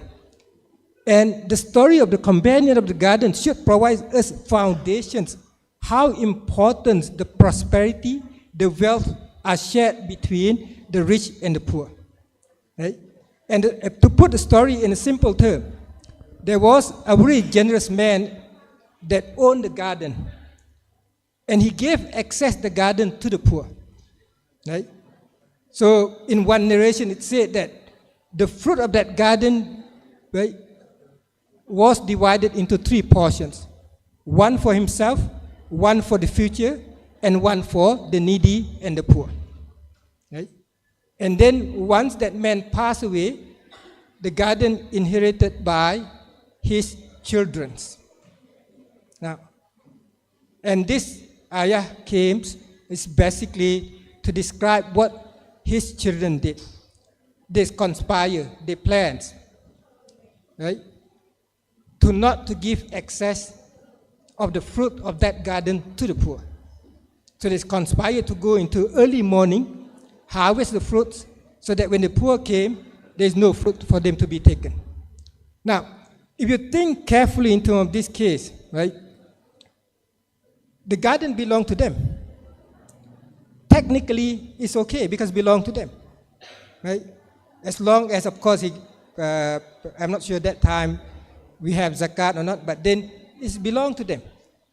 But because they disrupted the whole foundations of shared prosperity, when they went to the garden in the morning, Allah destroyed the whole gardens. If you look at, right? Because of that foundation was not there. Right? His father has established the foundations of shared prosperity, deep rooted in, right, basically spirituality, Islamic foundations. And the children came in and disrupted the whole thing. And Allah punished them by destroying the gardens totally, right, completely. So that's the foundations. Now, if we look at this verse and try to go back, for example, to the Islamic financial system that we have today, and put some thoughts, and try to link these spiritual foundations, the shared prosperity that has been set out by Allah subhanahu wa ta'ala, ask ourselves whether Islamic finance today have this spirit or not. Right? And there are many other things that we can mention, right? Because we have to go back to the roots and try to look at, to learn from the root, to learn from our traditions, because we have dignity, right? And I will discuss a little bit later on in the context of our dignity when we discuss the SDG. Right? Now, let's look in the context of Islamic finance in the next slide. Right? Now, if we look at Islamic finance and try to look at the theoretical foundations or mechanisms, how Islamic finance can promote growth, one way we look at Islamic finance, we have to look at Islamic finance in totality, comprising of both Islamic business finance, these are banking, capital market, and Islamic insurance or takafuls. But we also need to look at Islamic social finance, which is basically awqaf, zakat, charity, and wasiyah or wills. Right? And all of them involve the transference of fund from one segment to the other segments, one individuals to other individual, one business to the other business, right? Either for profits or for charity, but they work as a system, right? All of them regarding transfer of fund. So these are the job of Islamic finance. Right? Now, in the context of Islamic finance, when we look at whether it can promote inclusive growth or not, from theoretical answer, I would say yes. Islamic finance can promote growth. The reasons why Islamic finance can promote growth is in the next slide. Right? They provide growth channels because of financial inclusions. And we know that in many, many Muslim countries, substantial percentage of Muslims are unbanked. They do not have bank accounts. They are not bankables. Not only because they have low income, but they are not willing to subscribe to banking services due to religious reasons. So Islamic finance have emerged in order to include them into the financial system. And very important to be in the financial system because you can manage risk, you can smooth your consumptions and so on and so forth, related to the conventional theory of consumptions, conventional theory of investments and so on. So we have financial inclusions.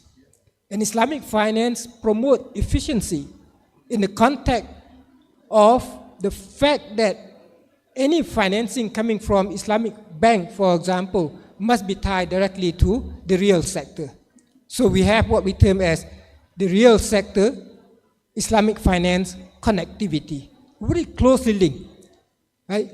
Unlike conventional finance, in conventional finance I can borrow and buy something else. Right? I can borrow and speculate in the stock market, in the forex market and so on. But that one is not possible under Islamic finance. And Islamic finance has been found in the literature to be more stable as compared to conventional finance. They are more stable, right? And then Islamic finance have the promotions of fairness from theoretical point of view because of mutual assistance, because of responsibility, because of the principle of rewards with efforts. So they have a lot of fairness as compared to conventional finance. I think in the Quranic verse that has been recited at the beginning related to a riba, right? And riba is injustice. Why? Because exploitation of the poor, right? Money beget money without having to put some effort in there. So it's not real sector connectivity when it comes to the matter of interest rates. And Islamic finance promote mitigations of harms. Right? Removing harm is more important under Islamic finance. So there will be a prevention of financial exploitations. There will be mitigations of financial accelerator effects, meaning that the financial market will not be a disrupting force that can cause problem to the real sector. Right? And again, preventions of harms. Islamic finance must not be involved in any activities that bring harm to society, to the environment, to the organization, to the people, and to every living beings. So that Islamic finance in the context of principles. And in fact, when the founder of Islamic finance set up, these are the principles. But then we have to ask ourselves whether the Islamic finance that we see in practices today conform to this principle or not. Or are there any divergence that we have observed? Or convergence of Islamic finance to conventional finance? So that's what we have to ask today. Right? So let me put here the questions in the next slide. Right? And then I will end up with what I thought that we should move forward in the context of Islamic finance in promoting inclusive growth. Right? Islamic finance today, just ask ourselves, is Islamic finance today based on the spiritual foundation as set by the teaching of Islam? Right? And a lot of my work or my research work are in Islamic banking and have shown in the context of macro perspective that Islamic banking is more stable. Islamic banking is able to resolve the wide fluctuations in the real sector. But then when COVID hit, right, and we observed for the last 2 years, especially in the context of Malaysia, for example, then I start thinking Islamic finance seems to be more or less the same as conventional finance, especially in the context of extending help to the poor, extending help to those who are affected most by the COVID-19.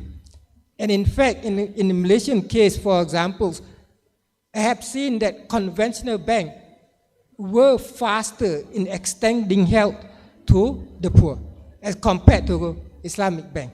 And of course, Islamic bank give help by providing zakat, but then in terms of charity and so on, extending helps to the poor, conventional finance did a better job during the time COVID-19 in context of Malaysia.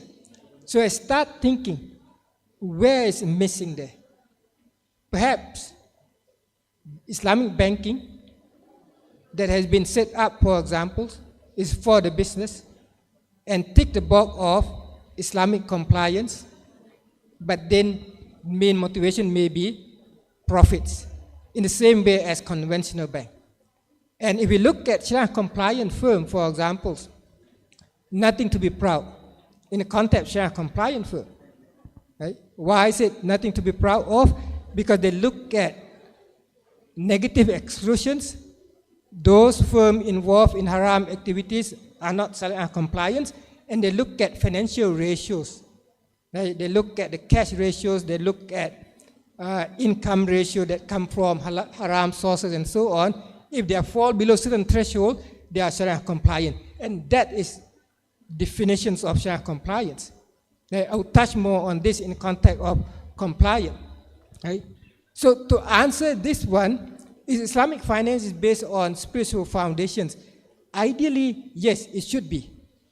It should be based on that spiritual foundation, because if we go back to the roots, to the traditions, in every sense, in every dollar that we have, in every rupiah that we have, as part of our wealth, certain percentage doesn't belong to us. And that's our foundations. Certain percentage belong to the needy. It's not yours. Even they are in your pocket, the money in your pocket.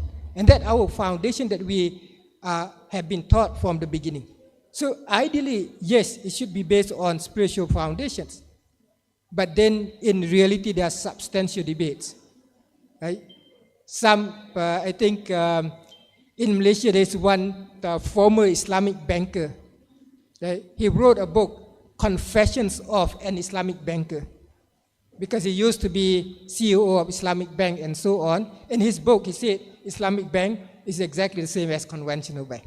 Right? And that Confessions of Islamic Banker. So there are substantial doubts, substantial debates, whether Islamic finance is really different from conventional finance. I'm not sure in the context of Indonesia, but then in the context of Malaysia, I was very surprised to know the fact that Islamic banking in Malaysia have floating rate. Right? So they call I floating. Put small I at the beginning and floating. That I Islamics, right? But you have floating rates. Why? Because they have to do that. Otherwise, they face what they term as rate of return risk.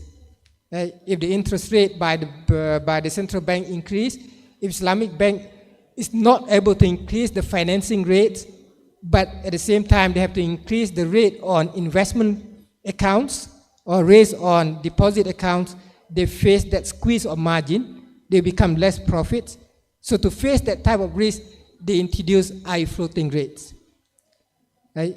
Not knowing about Islamic finance much at first, I found it to be very disturbing for Islamic bank to adopt the same strategy as conventional bank, to have floating rates. So there exists substantial debates in the context of whether Islamic finance the same or different from conventional finance. If you ask me, I still believe in the different Islamic finance, but then if you ask many others, you find a lot of people that do not believe in Islamic banking to be different from conventional banking, or Islamic finance to be different from conventional finance. Right? And in Malaysia, Islamic finance has been there for starting 82, right? So 40 years now. Right? We are in the 40th year. And we believe that we need to move forward, or not forward, upwards, in the context of Islamic finance. So what I think, what we should move, right, upwards is to move away from the present reality. And that would be my final slide, the next one. Now, if we look at, right, in so far, Islamic finance, either banking or capital market, is based on compliance, right? Compliance. And the method for the past 40 years, 30 years or so, we take conventional product and we make it to comply with Islamic principles. So our method is compliant, right? We should move away from compliance and become inspired by Islamic principles, right? Inspired by Islamic principles by go back to the roots or the text that we have. Now, in one of the hadith of Rasulullah, right, regarding the merchant that sell a barley, right, and below the good one they put on tops, the bad rotten one they put at the bottoms, right, hiding. Now, if we think a little bit about Islamic finance, I'm not sure how many of you borrow money from Islamic bank or from conventional bank. They give you the contracts, right? And I bet out of hundreds, maybe only one person read the whole contracts. Why? Because there are small prints there, fine prints there that they did not tell you exactly. So basically there's something hiding there. Because they know the fact that borrowers will not read everything, right? I borrowed money for housing using Islamic principles. I do not know this. That the profit rate is floating. It can shift according to the shift in the central bank policy rate. My friends also borrowed money from bank, Islamic bank. They did not know that borrowing is based on commodity murabaha, which means you buy the commodity, right? But in fact you buy the house. So sometimes that fine print become hidden thing, right? And we have that in Islamic finance too. So it means that we are not yet inspired by the basic principle of Islam. We just try to make it to be compliance. So that very important part, right? And the second part, I think the first speaker talked about the halals and also touched a little bit on the concept of halal certificate may not be sufficient. And it's right to say so. Why? Because the next step forward, we have to move away from halal to become tayyib, right? To become tayyib. Now, and we know the hadith that say that Allah loves tayyibs, right? Will not accept something is tayyib. And I think if we take the spirit of one of the hadith of Rasulullah sallallahu alaihi wasallam, right, which is included in hadith 40 of Imam Nawawi, regarding a man, right, raise a hand and pray to Allah subhanahu wa ta'ala, but then his prayer is not accepted. Why? Because his food is haram, his dress is haram, right, and everything he takes is haram, right? It's not accepted. Why? Because he have not presented in himself before Allah subhanahu wa ta'ala with the state of tayyib, right? Now for us exactly the same thing. For our deed to be accepted, we have to present it in front of Allah in all matters, not only related to finance. In all matters, they are in the state of the best state. What do you mean by the state of tayyib? So we have to move away from halal to tayyib. And in the context of Malaysia, just to share with all of you, and in the last speech by the Prime Minister, now in Malaysia they have the terms, right, that we use, economy madani, right? And madani is not modern, but then there are short form certain words. But then in the speech that has been done by the Prime Minister, the next step for Islamic finance in Malaysia is to move above halal and promote tayyibs. Right? So they want to go to that step as the next step. And I think we should too. Right? Because it's not enough for us to do things just to meet the standard of halal. Not enough for us to do things just to meet the standard of being Sharia compliant. We have to uplift ourselves to the state of tayyib. And that one very important part. Right? Now, with respect to Maqasid versus SDG, right? In the past, I may make mistake too in this context, but then it's not a big mistake if we discuss about SDG. But I believe that when we talk about Islamic finance, when we talk about Islamic economics, when we talk about Islamic marketing or Islamic accounting and so on, right, we should go back to the Maqasid, right? We should have our own dignity because that's our foundations. We have Maqasid, the protection of life, the protection of religions, of deen, and so on. We have our Maqasid, right? I'm not saying that this is a wrong thing, but then really unfortunately, every time we look at what people come up in terms of SDG, we study, Islam also aligned with SDG. Now, why we have to say Islam aligned with SDG? Why, when we already have the Maqasid that cover everything before. And if we are serious about Maqasid, protection of deen, protection of wealth, and so on, everything should be well covered. And I think being a Muslim, right, and in promoting Islamic economics, our foundations, our voice, right, the way we narrate things, our narrative, right, our narrative that we would like to give to other peoples should be driven by Maqasid, not by SDG, even if both are overlapping. But we should gear toward more the Maqasid, and that one very important part, right?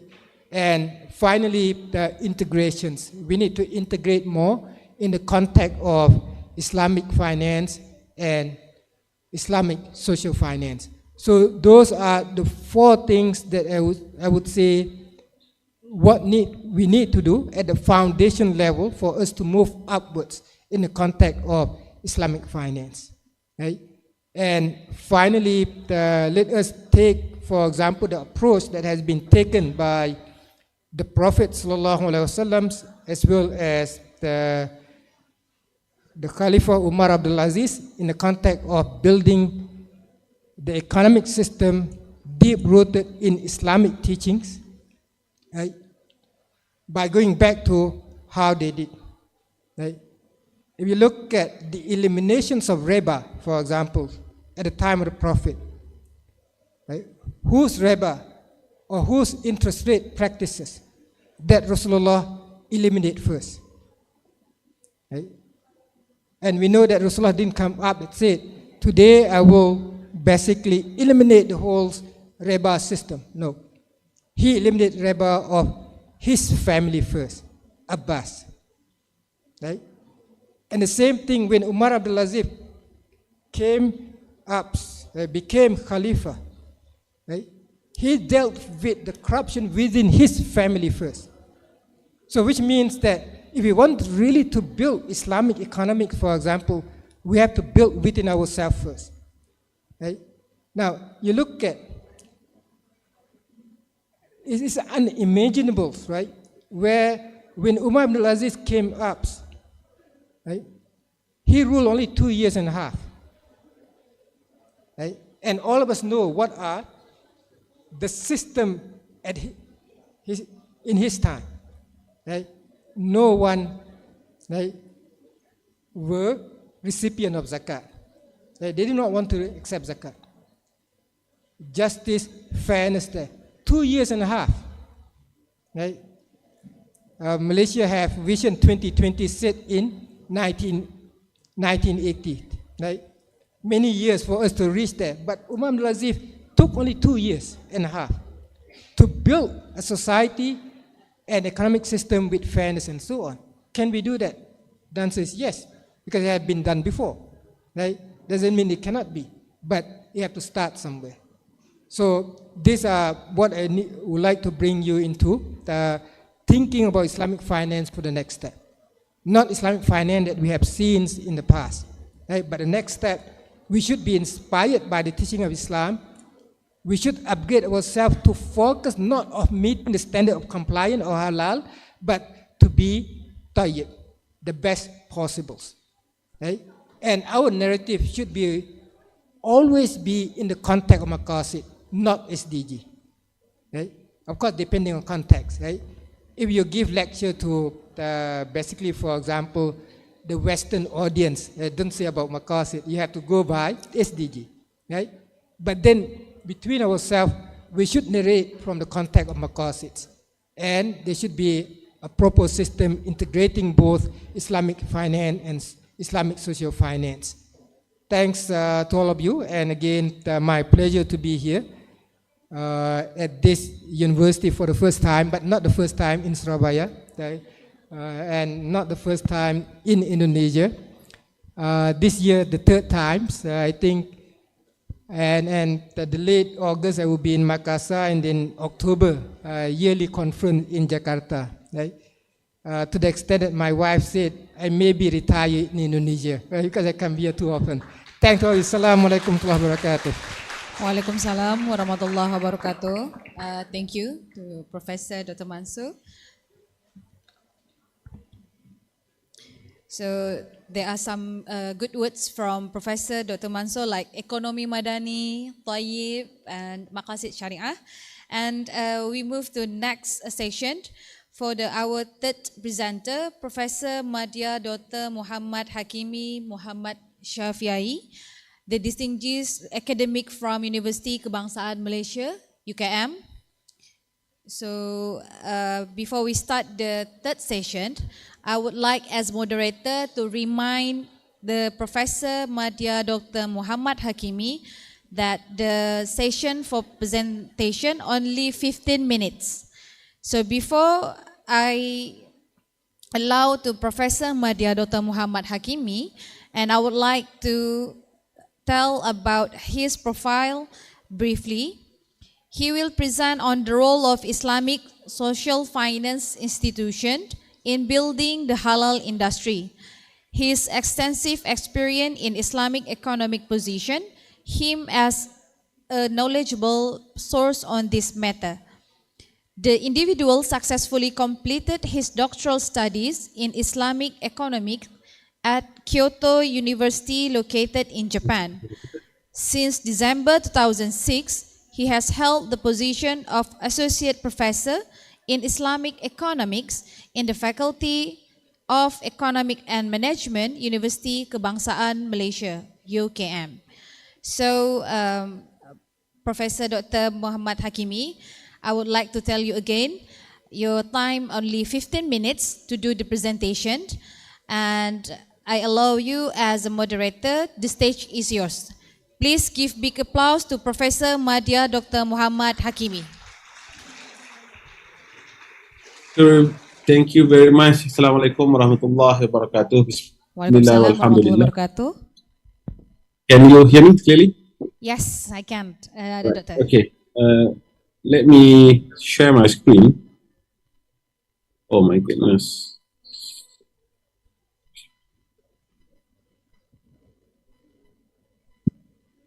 Oh, hold on.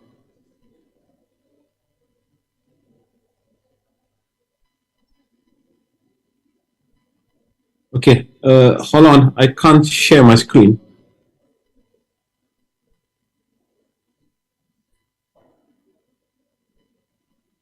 Okay,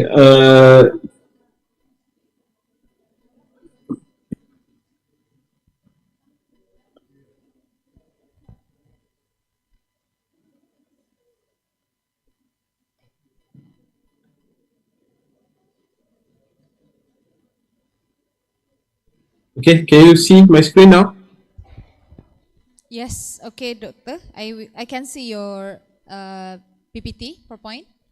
All right. Okay. Thank you very much for the introduction. My title of presentation today related to how we can revitalize wakaf for social and finance development in Malaysia.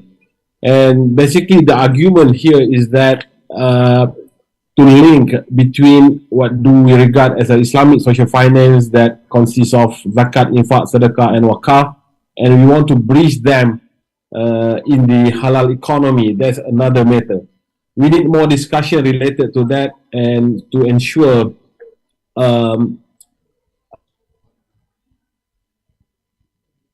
how we can link between Ziswaf that is part of Islamic social finance. We will argue that later. Argument here is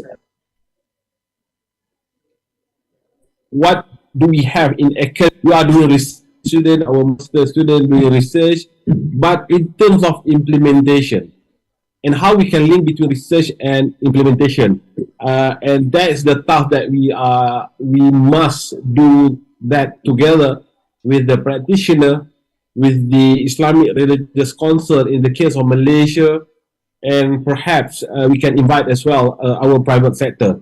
So basically, once we said about social finance, how we can have a provision to achieve social protection of the poor. So how we can link this with the community related to social enterprise, philanthropic grant making. And the definition of social finance, we can see here. How the government of Canada mentioned how we can mobilize private capital to achieve social and environmental goals, and how Deloitte said how we can managing investment that can generate financial returns, which include measurable and positive social and environmental impact. And our central bank also mentioned that social finance as an enabler for our social development in Malaysia. So and therefore, when I check about Islamic social finance report, the objective of Islamic social finance is to study on zakat, awqaf, Islamic mutual and non-profit microfinance sectors with the following key objective. The first one, how we can have trends in terms of flow of funds between zakat into social impact. The second one, the objective is how we can undertake in terms of enabling environment, like regulations. Okay. The third one related to key practices, key players, good practices, best practices by our players. The third one, the next one related to empirical research, how we can have this empirical research by using ZISWAF as a Islamic social finance, and how we can contribute to policy dialogue for development of the sector and facilitate reverse linkage strategy. This is what we regard as the quadruple helix relationship between academia in the university, between community, government, and also society or private community.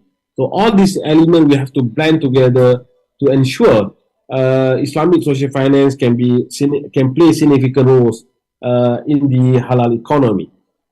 So based on that, these are the areas that we want to highlight in our element, how we can have poverty alleviation, how we can have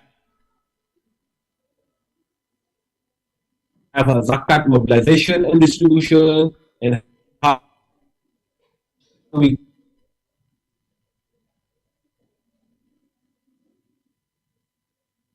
can practices at micro and meso level, intermediate levels, and how we can blend all these things together. We have to have the element in a one big umbrella, big scheme of things, so that we can have more impactful activities, impactful programs to cater the social issues among our society, especially in Indonesia as well as in Malaysia. So, what do we have in the context of Malaysia? The diverse platform between state Islamic Religious Council, with industry, with financial institution, and with the fintech companies. We have to have this ecosystem in order to have a comprehensive ecosystem of the bridging between halal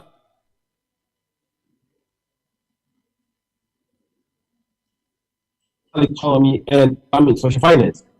So these are social finance offerings in Malaysia in terms of the funding, business model, and finally the supporting infrastructure moving towards by using or leveraging on the fintech technology that we do have in current days now, right?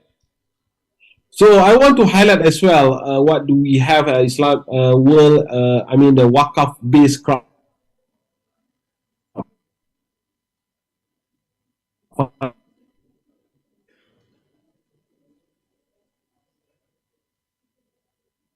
funding. These are the areas that we do have, but unfortunately, what do so these are the elements that we do have. We announced this in 2016, and now it's no longer working. So we can leverage as well the platform crowdfunding models that we have, okay, in terms of donation, reward, equity, peer-to-peer lending, and we can link between ZSWAF with crowdfunding to mobilize in terms of the collection and also distribution of the fund by using the crowdfunding platform that we do have in these days, right? Maybe I skip this one. What do we have between Wakaf World and then we want to partner with Mutawalli or Nazir, and we can finance the project by the Mutawalli, right? And this is also what do we have in Malaysia as well, Purple Book Endowment and Wakaf since 2016 to enhance our university, especially public university income generation. We already have this. We create in terms of holding companies, one area that we have a long time ago, and we create endowment fund, and we also put a Wakaf fund as a part of our university's income generation. And then I'm going back to the how we can have the highly regulated instrument, i.e. Wakaf, with the public policy, the role of government, and how we can have the charity element. So at the moment, our argument here is how we can create Wakaf as a credible device to ensure the return for the social services. So these are the elements that we need to do, and we need to crafting Wakaf-based instruments for the benefits of the social community. Okay, I will skip this one. And then this is an element that we need to highlight as well, how Wakaf can be part of the features in this era. And then how we can have the legal framework of Wakaf as well, okay, to preserve the asset, to preserve the benefits, and we need to have the prudent management. Okay, how we can link this thing, the expression of our piety. And then in the era in Malaysia as well, how we link between Wakaf and agricultural development, how we merge, we sync between the Muzara'ah contract or sharecropping with the Wakaf land, so that we can have the partnership in agriculture. These are also part of the larger ecosystem of halal economy. We want to link between not only for halal food, halal industry, but also people in rural areas that are most of them related to in the area of agriculture. All right, and what do we have in Malaysia? The real estate of Wakaf, cash Wakaf, shares, education Wakaf, and definitely corporate Wakaf by the late Tan Sri Ali Hashim, Johor Corporation. Now they are doing well in terms of promoting Wakaf in healthcare. And then these are the issues that we face. We have a property, we are very rich in terms of assets, but we are poor in terms of cash. And how we can develop all these things, right? These are the elements that we need to ponder, we need to think, and we need to do something to ensure the property, Wakaf property, can be developed and can give the impact to the community. And then we have also the element unit trust Wakaf, and these are also the new instrument based on Wakaf by our PNB, Pemodalan National Berhad, for the trust fund, unit trust fund Wakaf. So I think this is good movement that we do have in our country, right? And then cash Wakaf, how we can convert this and between the intrinsic values and real asset backing, and how we can differentiate between classical Islamic understanding and definition of money and post-Bretton Woods. How we can depreciation of what cash, and how we can have this one. Okay, how we can move from the cash towards the perpetual asset, for instance. So these are the areas that we need to think. And of course, Wakaf and Islamic social business, the area of poverty, social inequality, social development and finance, corporate social responsibility, microfinance, cooperative Wakaf model, and entrepreneurship. All these things can be done through the Wakaf instrument as part of the concrete instrument of Islamic social finance. So we need to explore and further investigate of this instrument. And we have issue in terms of Wakaf and behavioral orientation as well. Behavioral orientation as well, how we can have altruism, perceived ihsan, Islamic religiosity, Islamic egalitarianism. We need to have behavioral, the intention to do Wakaf. There's also element that we need to consider in our research and implementation as well. This is also the area Wakaf and accountability and socio-economic impact of the Wakaf, how we can ensure third sector voluntary that provide social service, political voice into the management that we need to the issue like financing the development of all Wakaf properties. If the Wakaf property abandoned or idle, how we can enjoy the benefits of the property. So this is our task to ensure all the properties can give the impact to the society. So there's a dilemma that we have basically in Malaysia. And then we need to consider as well in terms of our civil society, our civic economy, how we can allow creative space for communities to micromanage their own socio-economic affairs by using the Wakaf instrument. And definitely we cannot avoid the element of SDGs. I believe all of us alert about this, and components of SDG related to dignity, prosperity, justice, partnership, planet and people, and we are living in super smart society.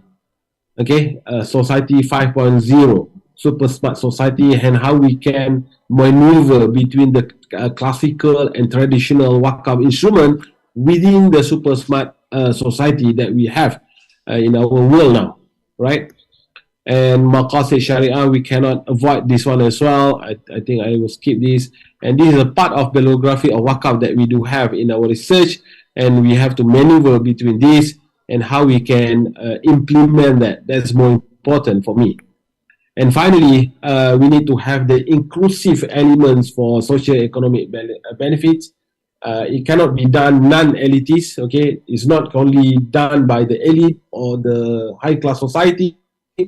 And we need to have authentic economic institution to run this. We need professional to run this. And finally, how we can have the resource mobilization and redistribution to ensure the economic performance of Wakaf. With that, I end my presentation, and back to you, Miss Chairperson.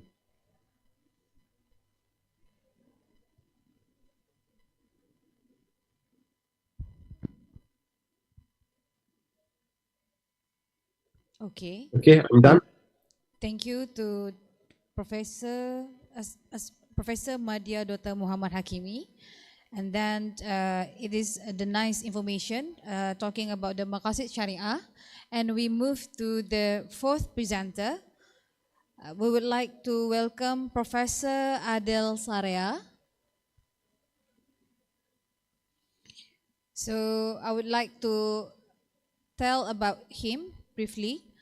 He is the faculty member at Ahlia University Bahrain, and he will be presenting on Islamic banking strategies in the world of fintech, the success story of Bahrain.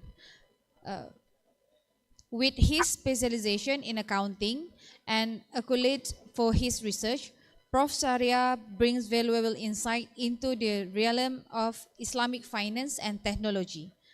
He successfully completed his doctoral degree in economics and Muamalat administration with specialization in accounting.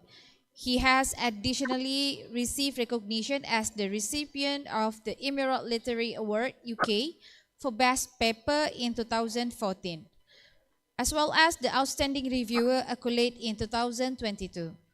So, Professor Adel Sarea, I would like, as moderator, to remind you the presentation only 15 minutes, and then the stage is yours. Assalamu alaikum wa rahmatullahi wa barakatuh. Waalaikumsalam warahmatullahi Just wabarakatuh. before I start, just to check, can you hear me? My voice? Can you hear me? Yes, I can hear your voice, Professor. Okay. Bismillah ar-Rahman ar-Rahim.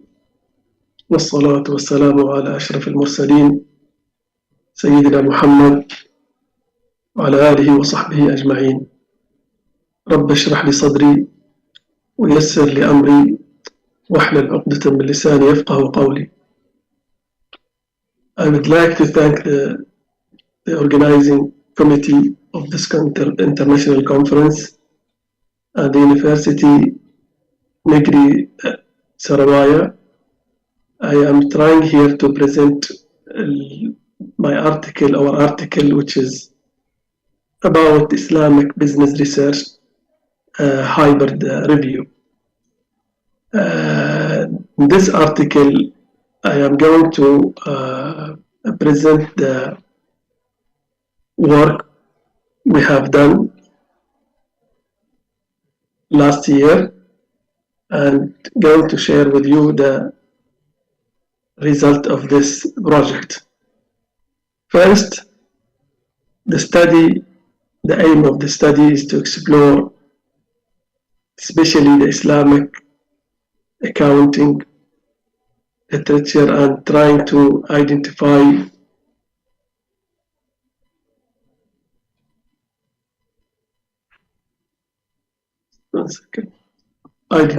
the worldwide research trends in Islamic business and accounting or Islamic financial institutions.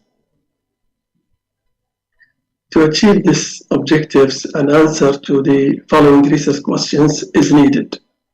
Research question number one, we are trying to identify or to answer the research question, what are the aspects of Islamic accounting literature.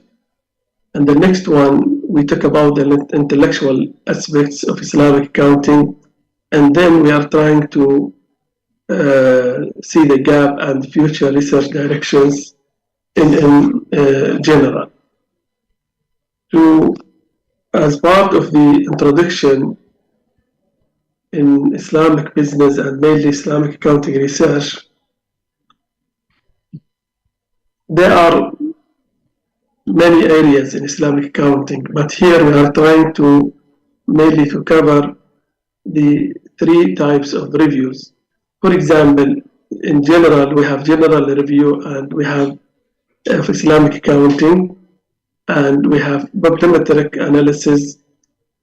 Mainly, we concentrate more on the analysis Islamic accounting journals.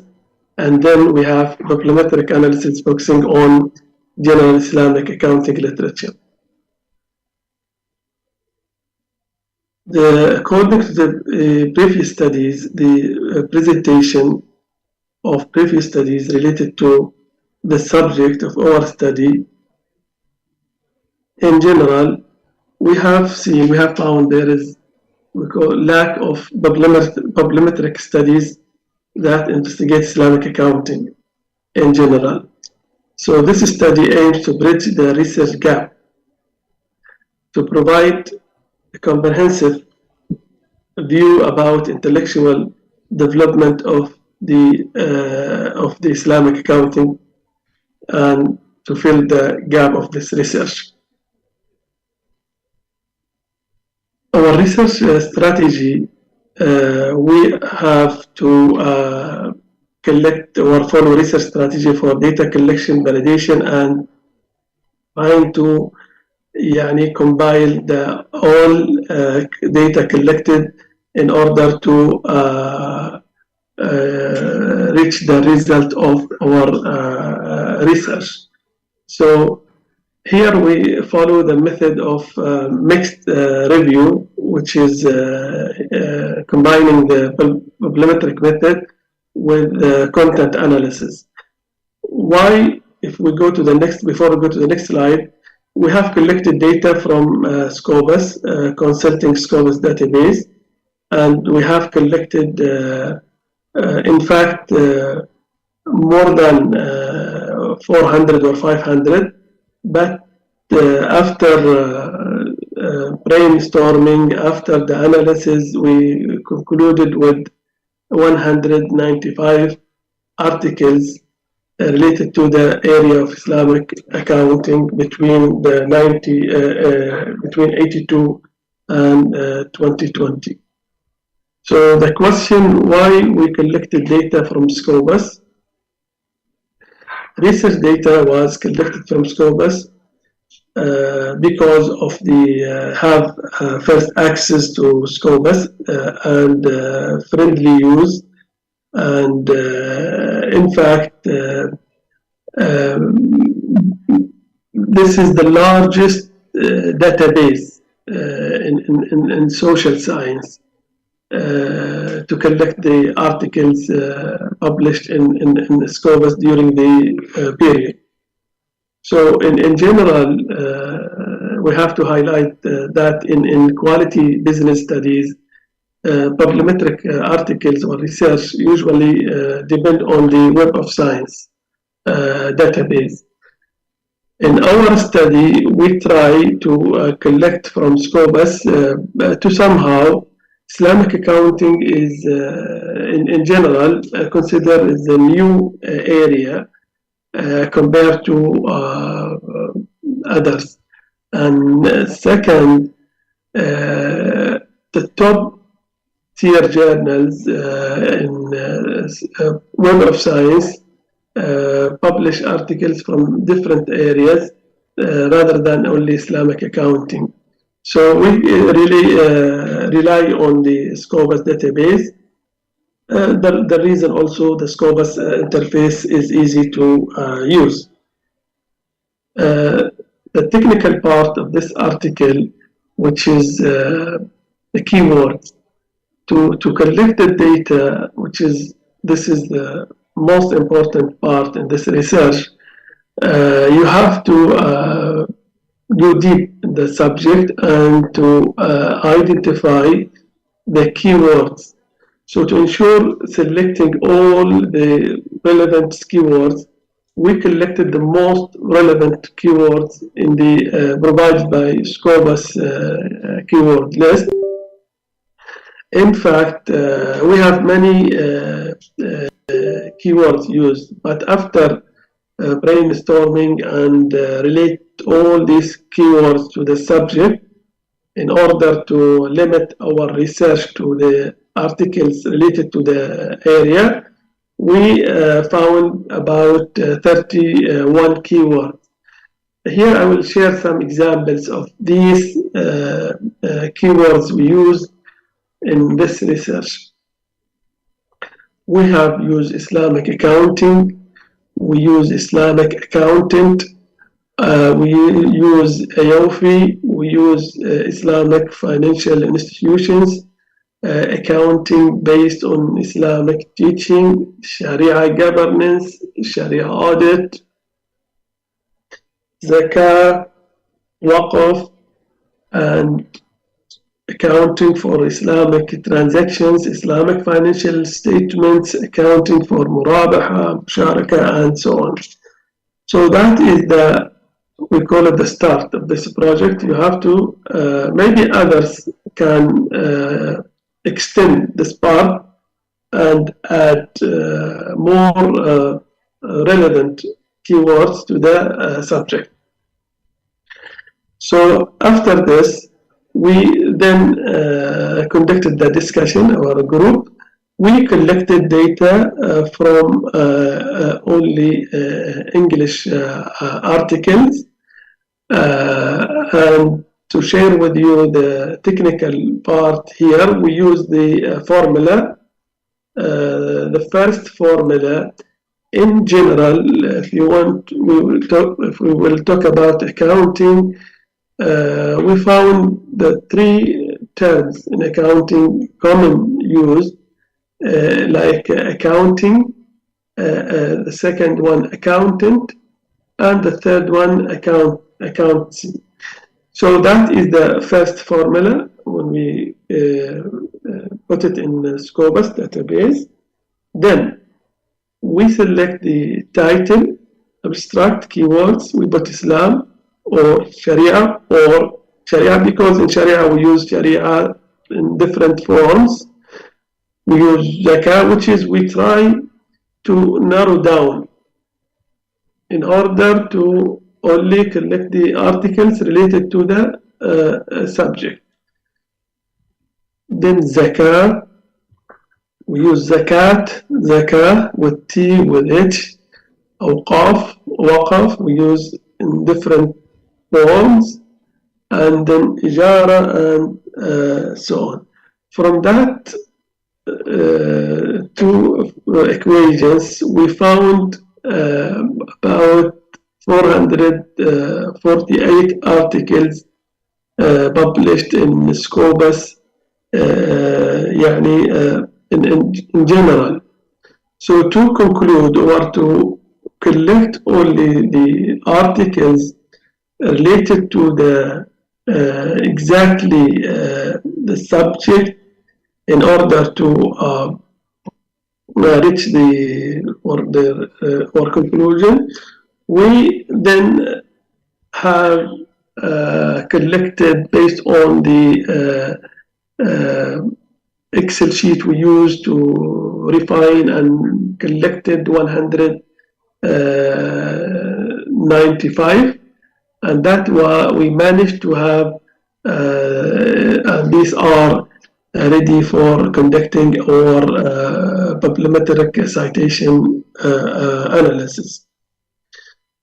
The method we use here, as I've just said, we use quantitative and qualitative. We follow the hybrid review based on what others have done in order to provide cutting-edge comprehensive insight into the intellectual structure of this scientific area. Now we move to the just quick to the result. The next section discuss the main result, just a quick of the performance analysis, publication, environment, and the growth, citation analysis, that is the next one, and then network mapping analysis.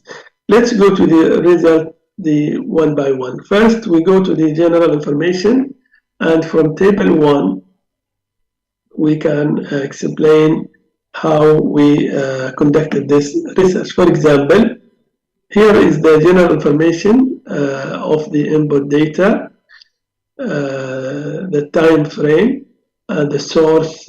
We have collected this article from more than 92 source, journals, books, and then the conclusion or the outcomes of this work. We have collected 195 in order to run our bibliometric analysis, and then as you can see here the average years from publications about 531, and citation, and here we have more than 8,000 references. The next slide, just to, as you can see here, we have 190 articles, we have 5 review. But here I want just to highlight something about the collaboration in research. In the area of Islamic business or Islamic in general accounting,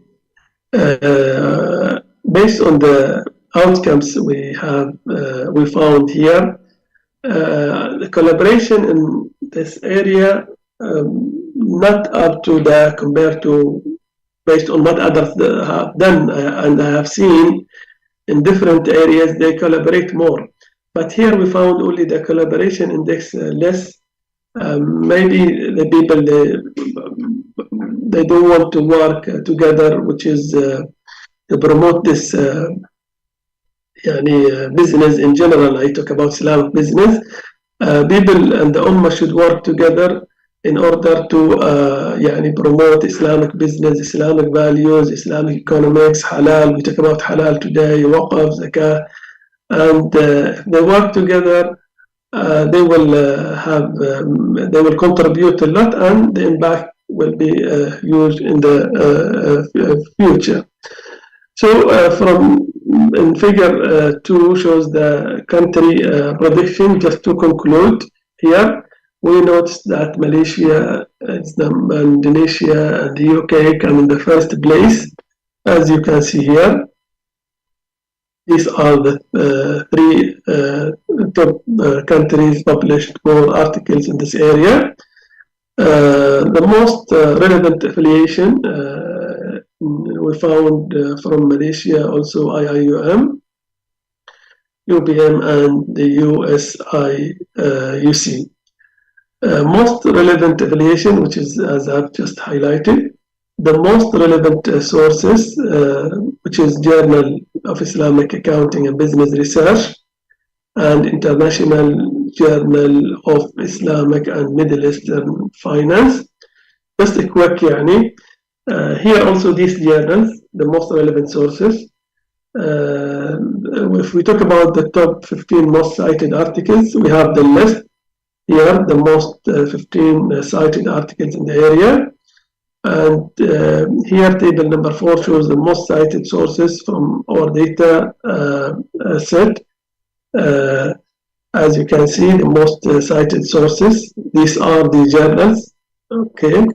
The next one, the network analysis of our research.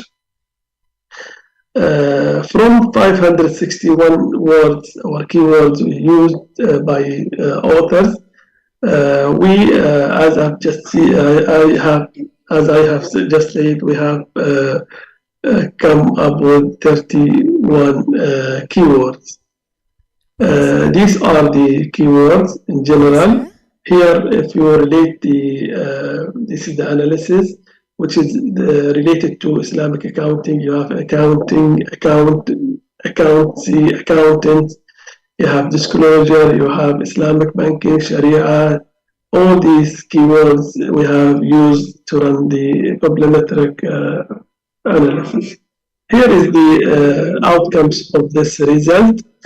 To conclude, we have the categorization of Islamic accounting to 7 streams, including accounting for waqf, accounting for zakah, Sharia auditing, corporate Sharia governance, Sharia compliant accounting, education, and ethics. These are the 7 streams, the outcomes of the content analysis and the future research questions. Here, just quick about the first stream is as I have said, accounting for waqf. Just to conclude, the second stream discuss accounting for zakah.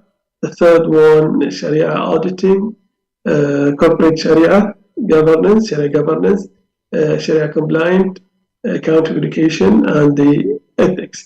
For future research directions based on our result in this table number 5. We have to here the example proposed future research questions. Many others can develop and benefit from this work. And here, for example, like if we talk about the stream number 1, I just heard about waqf, accounting for waqf. For example, it's possible to find new models for presenting waqf or result of waqf work. These are the future research questions. You have, for example, how to create an effective accounting system to contribute and relate that to waqf fund. Here only the examples of stream number 1. You have stream number 2 accounting for the car and the rest. These are the proposed future research questions of our results. Conclusion: this study was used to identify the worldwide research trends of Islamic accounting from problematic aspects. This study conducted content analysis to investigate the research published in the area of Islamic accounting, and the study outcomes. This is in general. Here, just to conclude, we have collected from 135 studies published in the area. This is in general, and the keywords here based on the 31 keywords and the 7 streams, as you can see here, accounting for waqf, zakah, sharia, governance, education, and ethics. Wassalamu alaikum wa rahmatullahi wa barakatuh. Thank you to Professor Adel Saria for the nice presentation about the fintech of Islamic banking strategies. And then we move to the last presenter, but not least here, Dr. Sultan Emir Hidayat. Dr. Sultan Emir Hidayat from the National Committee for Economics and Sharia Finance will share his perspective on building synergy between the halal sector and Islamic financial industry. Can EKS perspective?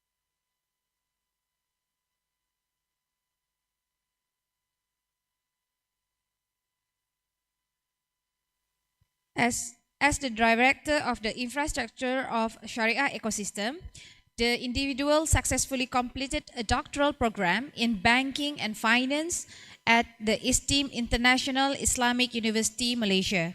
So Dr. Hidayat insights are sure to be enlightening. So Dr. Sultan Emir Hidayat, as moderator, I would like to remind you, you only have 15 minutes to present on your presentation, and the stage is yours. And please give big applause to Dr. Sultan Emir Hidayat.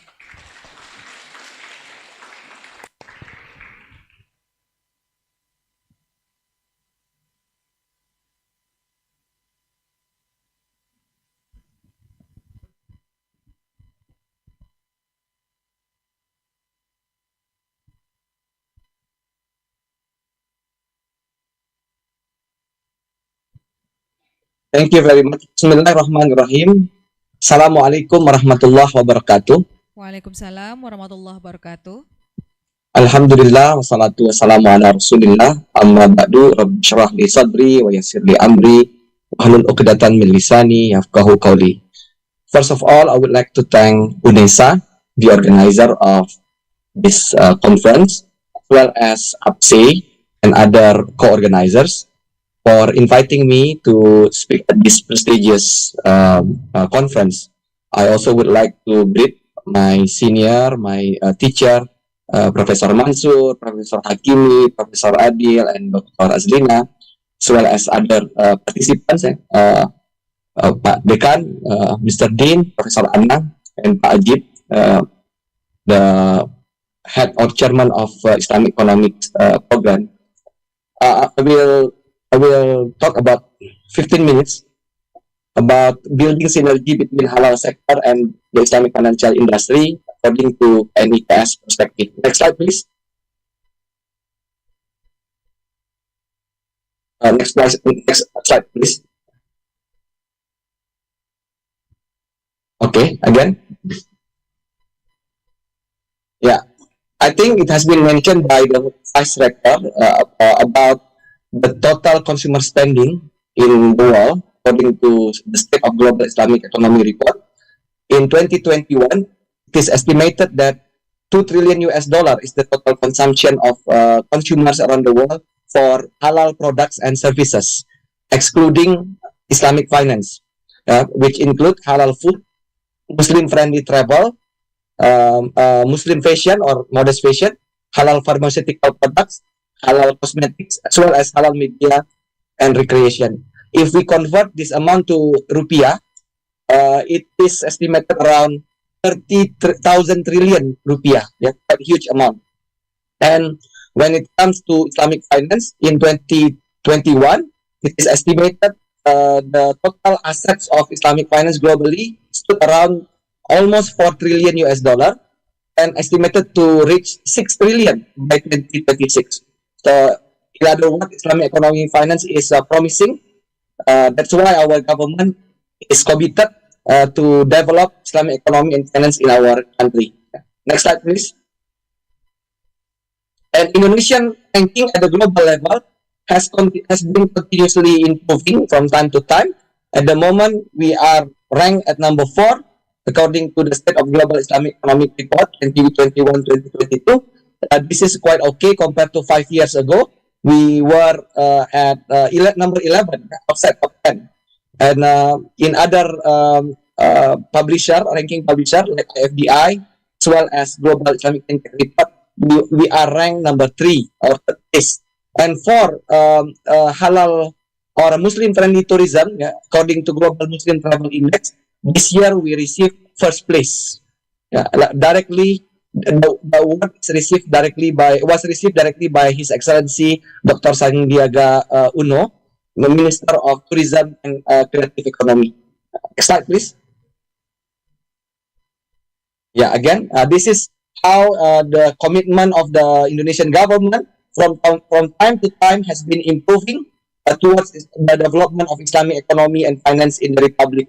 At the moment, it is common and very usual for us to hear our president or our vice president saying that Indonesia should be the world center of Islamic economy and finance. And we have our 5 years master plan. And in fact, the master plan is going to expire because many of the programs under the master plans have been realized. And at the moment, we are preparing the next master plan, which is 2025-2029, together with our members. And most interestingly, that this master plan are embedded into the national planning development, which include long term and medium term. At least at the moment, the draft for the not yet. Will you move my slide? Okay. At least at the moment, the latest draft for the national development long term planning for our country, there are many aspects of Islamic economy are included in the draft. Hopefully the act will be ratified by the parliament, by our House of Representatives by September. If it is ratified and become act, so we know that for the next 20 years, at least, not 20 years, yes, 20 years, correct, until 2045, more than 20 years, at least we know that our government will be committed towards the development of Islamic economy and finance. And the all master plan consists of 30 programs. 13 of them are priority programs and 17 of them are regular programs. Next. This is the structure of ICCEIS. This committee is directly chaired by His Excellency the President, and the Vice President is acting as the Executive Chairman. And there are 16 members of this committee, consisting of ministers as well as head of relevant authorities, in which one of the members, which is Minister of Finance, become the secretary of this committee, and that's why the secretariat of this committee is under Ministry of Finance. And we are actually the executive management of this team, which is the substance team of this committee, in which we assist the formulation and implementation of policies and prepare the strategic program. Next slide, please. This is the mandate according to the Presidential Regulation number 28, year 2020. Accelerate, expand, and advance the development of Islamic economy and finance in order to strengthen the national economic resilience, which include 4 scopes or 4 areas, namely halal product industry development, Islamic financial industry development, and Islamic social funds development, as well as Islamic business activities development and expansion. Next slide, please. In our current master plan, we have the vision to create independent, prosperous, and civilized Indonesia by becoming the center of the world's leading Islamic economy. There are several target and main indicators, and one of them is the increasing in the ranking of Global Islamic Economy Report, which has been achieved by us, as well as increasing enterprises productivity and asset and other things. There are 4 main strategies in this master plan, which are strengthening halal value chain, strengthening Islamic finance, strengthening macro, small, and medium enterprises, and strengthening digital economy. As well, there are 4 basic strategies, namely increasing public awareness and literacy. Our event today is one of the ways to increase public awareness and literacy, and also including quality improvement and quantity human resources, in which we have done several collaboration with ICCEIS. Thank you, Mr. Chairman, for Tukar and the team, as well as strengthening R&D and strengthening regulation and governance. Next slide, please. Again, the whole story about the master plan is to create an integrated Islamic economic and financial ecosystem. You can see the pyramid on this slide. The bottom, in the bottom of the pyramid, you see the mustahik, the recipients of data. Consists of 8 recipients. What we want is to empower them through Islamic social finance, namely zakah, infak, sedekah, and awqaf, productive ones, for them to become a business owner. Of course, they need to start from ultra or ultra micro enterprise owner, and is still helped by subsidized financing, Sharia compliant subsidized financing, in which the government give it as kur Sharia. We call it here kur Sharia. Kind of subsidized Sharia compliant subsidized financing. And when they become stronger, become micro enterprise, they will be helped by blended finance organization. In Indonesia, we have BMT, Baitul Mal wa Tamwil, which is a very unique model of Islamic microfinance institution, as well as Wakaf Microbank. And then once they become bankable, they will be assisted by commercial finance institution, namely Islamic banks, Islamic non-banking financial institution, as well as Islamic capital market. Of course, all of them are halal industrial players. Therefore, we need to prepare the infrastructure for halal industry, namely halal industrial area. At the moment in the country, we have already 3 industrial estates. One of them is in East Java, which is in Sidoarjo. And then also, we need to have laboratories. At the moment in Indonesia, BRIN, our National Research and Innovation Agency, have allocated 2 facilities or 2 laboratories dedicated for halal industry. One of them is in Yogyakarta for halal food, and another one in Lombok for halal maritime-based product. And of course, we need to ensure the logistics as well, to ensure from end to end halal supply chain is there to fulfill the demand of domestic market as well as the global market. And the uniqueness of Indonesian Islamic economy is which is driven by community. Therefore, the collaboration with communities consisting of Islamic organization, pesantren, and as well as masjid, an association is very important. And it should be supported by the infrastructure supporting ecosystem, namely human capital, in which UNESA and other universities play important role, R&D, harmonized regulation, branding, digital technology, as well as awareness and consumer protection. Next slide, please. This is the direction given by our Vice President. As the executive chairman of the committee, he wants us to develop halal research, and to come out with import substitution product, and to also create halal industrial estates, and as well as good halal insurance information system, as well as to increase our role in the global halal value chain through exporting our halal products. Next slide, please. Yeah, this is the three halal industrial estate, the one that I mentioned to you earlier. One of them in Banten province, one of them in Java, East Java, and another one in Riau Island province. Next slide, please.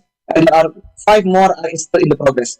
And very important also, which is to Indonesia is quite strong in Islamic social finance. Now digitalization in Islamic social finance is going on, in which we want to optimize the collection of zakat in Sadaqah through digitalization. And now it's very easy in Indonesia if you want to donate zakat in Sadaqah or even awqaf, yeah, just using your mobile phone, and then now you can pay your zakat and you can donate infak sadaqah as well as awqaf. Next slide, please. Yeah, Indonesia also came out with a brand, yeah, which is called Islamic Economic Brand. This is a kind of our flag. Yeah, Indonesia has a many Islamic economic stakeholders, so the brand becomes the flag for all stakeholders of Islamic economy in the republic. This is the brand and the tagline value for everyone, which means Islamic economy is not only for Muslim but for everyone, regardless of your religion, your other background, for example, your race. Yeah, so this is a brand to unify all Indonesian Islamic economic stakeholders. Next. Yeah, this is some of the achievement. Yeah. Halal certification. This is a little bit outdated. Yeah. Actually, now already almost 300,000 micro, small, and medium enterprises have been certified. Yeah. And then also we have halal codification. Even we have HS code for halal product. If you want to export halal product, then you can register under the 952 code. Then it will be recorded as export of halal product. And then as well as I already mentioned to you that we got first place in the Global Muslim Travel Index earlier. Next slide, please. Yeah, this is some of the achievement as well. There are many public, private, and partnership scheme Sharia compliant. The total amount is around almost 20 trillion rupiah, yeah, or almost 20,000 billion rupiah.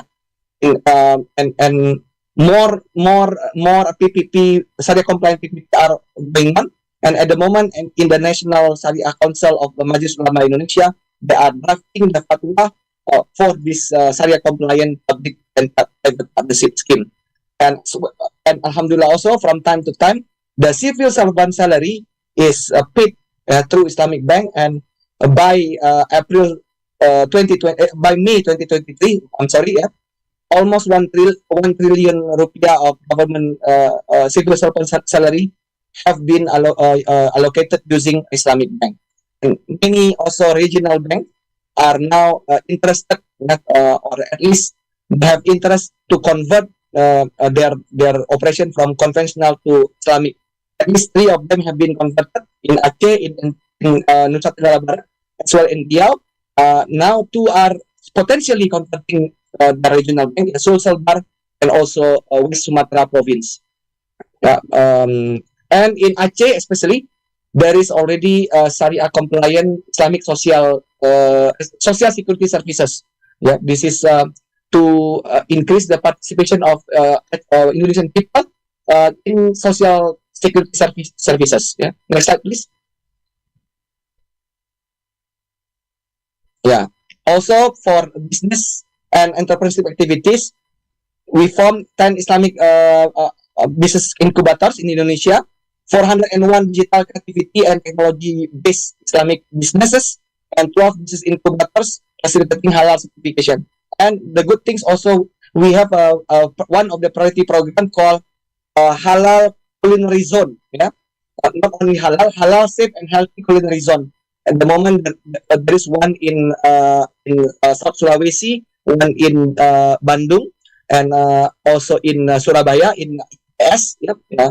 And also several other provinces, they are now in the process to get all. But the one who have kicked off maybe more than 8 areas, but they have to complete all the requirements. And for the first time, Indonesia and the UAE have ratified comprehensive economic partnership agreement in which one of the chapters is about Islamic economy. And our export to OIC country grew by 18% this year. Next slide, please. Also about cash wakaf asset accumulation, since the launching of the national cash wakaf movement, cash wakaf asset accumulation has increased or has grown by 155% to reach 2.07 trillion by May 2023. And our unique instrument, which is called cash wakaf linked sukuk, combining between Islamic social and commercial finance, have been awarded by ISDB, by Islamic Development Bank, first winner for social impact in their annual gathering this year. Next slide, please. Yeah, this is the inauguration of the research facility, the one that I have mentioned to you. Two research facility, one in Yogyakarta and another one in Lombok. Next slide, please. Also, now to accelerate the development of Islamic economy and finance in the provinces, we have established 22 regional or provincial committee for Islamic economy and finance. This is to help us, because Indonesia is a big country. Maybe some of you are aware or not aware that we have 3 time zones in Indonesia. My experience in KNKS has taught me that how big is this country. I've been to North Maluku and Maluku. I have to change my clothes 2 hours, and then I have to take a flight which flew me 4 hours to reach the place. So it is impossible for the national government to take care of all of this. So that's why collaboration with provincial government is very important, which include also establishing provincial committee for Islamic economy and finance. And at the moment, we have 22 provincial committees. Next slide, please. Dr. Sutan. Okay, thank you very much. That's my last slide. Thank you very much for your kind attention. Don't forget to follow us if you want to know more about the development of Islamic economy and finance in Indonesia. Follow us on our Instagram, on our Facebook, on our Twitter, as well as subscribe our YouTube channel. Thank you very much. Assalamualaikum warahmatullahi wabarakatuh. Waalaikumsalam warahmatullahi wabarakatuh. Please give big applause to Dr. Sutan. So we already have 5 presentation, with 5 titles, interesting titles. And now, ladies and gentlemen, we invite you to engage in our Q&A session. Our presenters are here to address your question and share their expertise. Please feel free to direct your question to a specific presenter or to the panel as a whole. This is your opportunity to delve deeper into the topic that have been presented. Please raise your hand if you have a question, and our team will assist in passing the microphone to you. Please, to the audience, is there any question? Okay, 2 questions. Please mention the name and who will be the question to the presenters. Okay? Yes, thank you, moderator. Bismillahirrahmanirrahim. Assalamualaikum warahmatullahi wabarakatuh. Waalaikumsalam warahmatullahi wabarakatuh. Okay, thank you very much for the opportunity. I am Mumuh Muhammad from Universitas Pendidikan Indonesia. I would like to propose a question to Professor Mansur Ibrahim.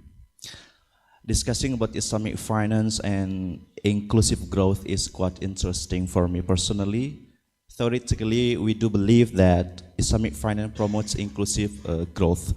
When we look at Turkey experience, we know that Turkey suffered economic crisis, right? Since 2 years ago, if I'm not mistaken, Erdogan declared himself as an enemy of interest rates. So Erdogan cut interest rates, spurring inflation and lowering the value of lira. So, I mean, Erdogan also said that, riba is haram, is forbidden in Islam. So, we should avoid riba in our transactions, something like that. So, the question is, we believe also that, as a Muslim, we should, avoid the riba. So, how do you see and explain the situation in Turkey, and in which way does Islamic finance promote inclusive growth? And should Islamic finance rely on conventional financial system in modern era? So, I mean, the economy can be better. Thank you very much. Okay, so Professor, you want to direct answer the question, or we have to wait to another question? Just wait, okay. So we move to the second question behind, okay. Oke, Assalamualaikum warahmatullahi wabarakatuh. Waalaikumsalam warahmatullahi wabarakatuh. My name is Amir Solihin. I'm from UNESA. I'm interested with Professor Haji Ibrahim. Okay. In your statement, Islamic finance should still be based on maqasid, not based on based on your explanation regarding on income gap. So how should Islamic finance structure their financing in order to reduce economic disparities? Thank you. Okay, so two questions from UP and UNESA that directly to questioning the Professor Mansur. So please, to the Professor.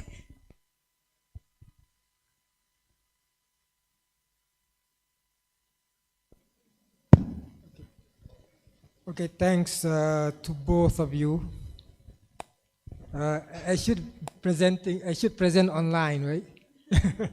Because I'm here, then the question has been directed to me. Right? Now, regarding maqasid and structure, for example, the second one first. Now, as I mentioned to you at the beginning, I'm not expert in Islamic finance or Islamic financial product or structure and so on. Right? But then there are certain principles that Islamic finance must adhere to, which we draw from our own teachings, right? And the first principles would be, when you go into the contracts, of course, right, everything must be transparent, right? Must be transparent in terms of every term, every conditions and so on, where the practices of even Islamic finance today, they are not transparent. I'm not saying that they are not transparent because they are not saying things.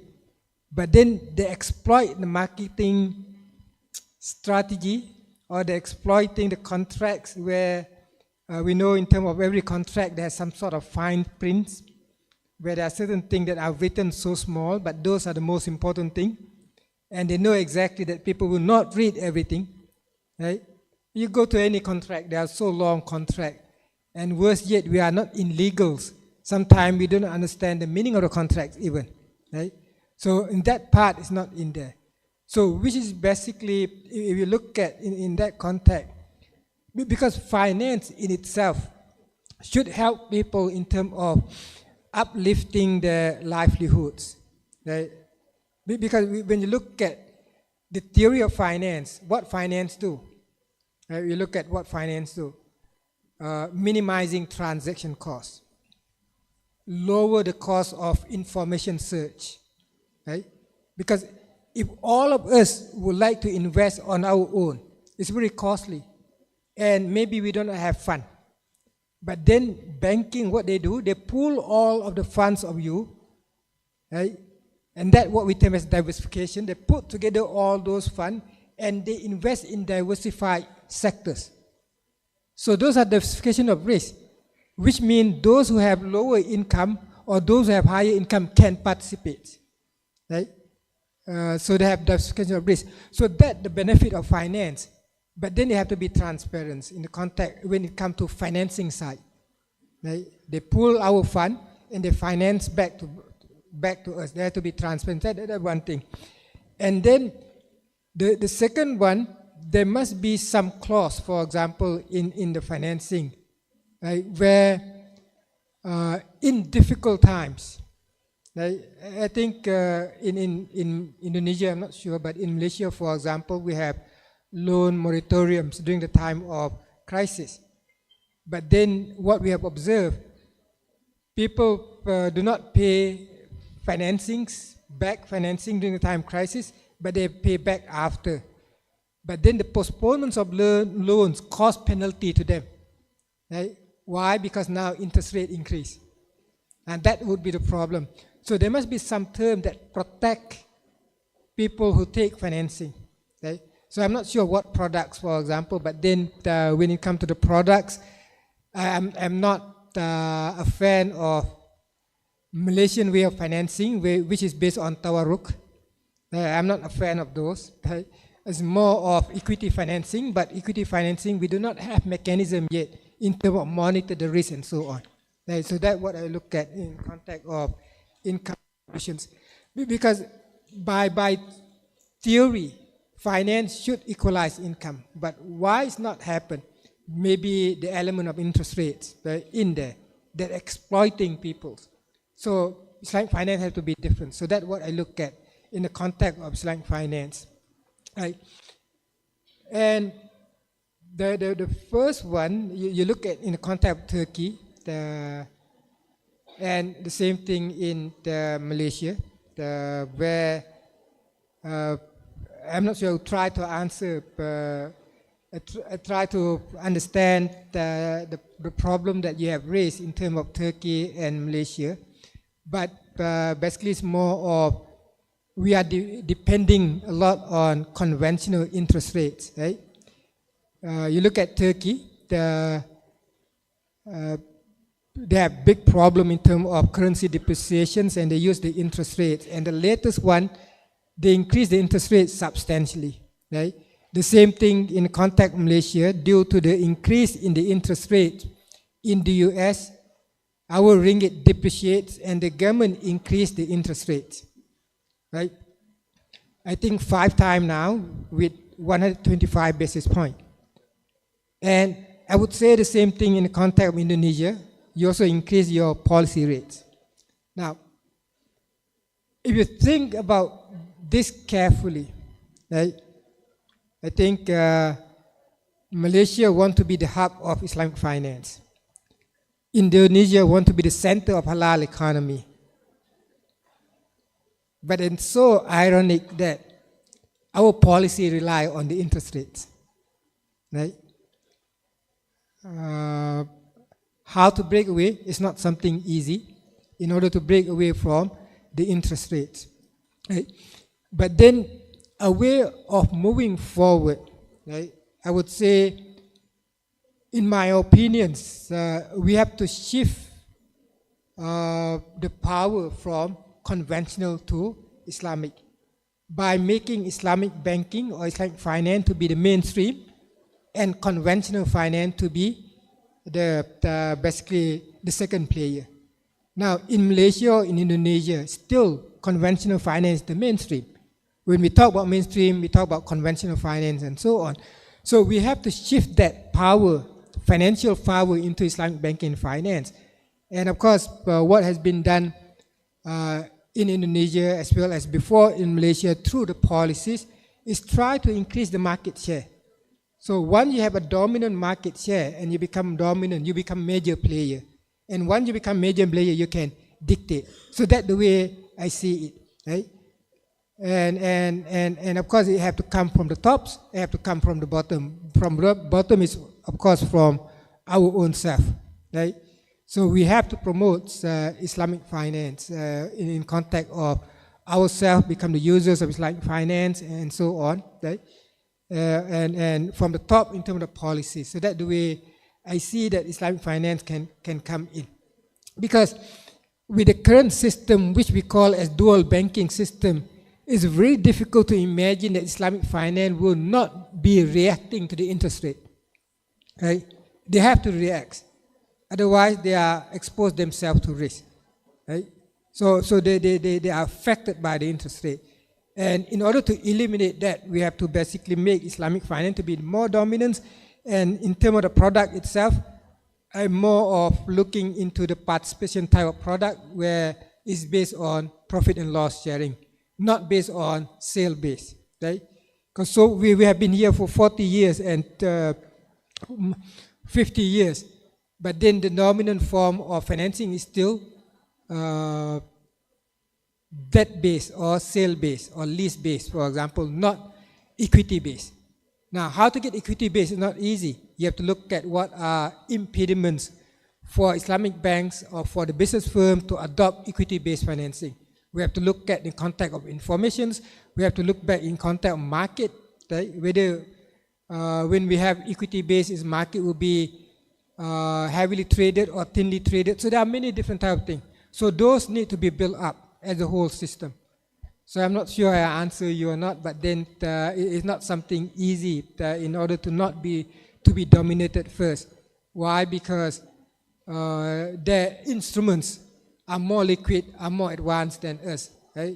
So we have to develop, but then we need to do, right? Because 40 years have passed.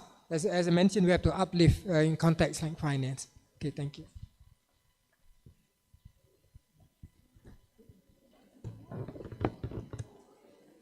Okay, thank you to the Professor Mansur. So I hope from UP and UNESA already understand the answer from Professor. And now enough for the two questions. I conclude for this panel session. Thank you for the attention and the kindness of the audience.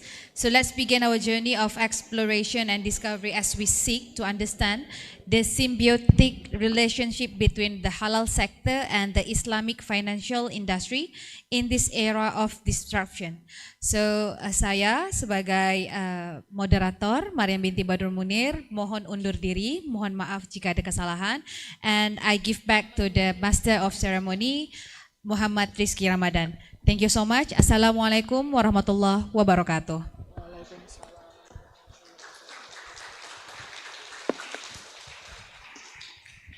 Thank you, Dr. Mariam, for such an insightful speech, and also for the fellow speakers. Before we just wrap this event up, we would like to just also invite for our co-hosts that haven't been moved forward. Let me mention it. Untuk beberapa co-host yang tadi belum ke depan, saya minta untuk ke depan ya. Institut Agama Islam Negeri Kediri, lalu Universitas Brawijaya, Universitas Muhammadiyah Malang, Universitas Indonesia, Universitas Jember, Institut Ilmu Keislaman Anukaya, Universitas Alma Alta Yogyakarta, Universitas Mula Warman, dan juga Institut Pertanian Bogor, untuk mendapatkan sertifikat apresiasi dari Fakultas Ekonomika dan Bisnis dan ICCEIS.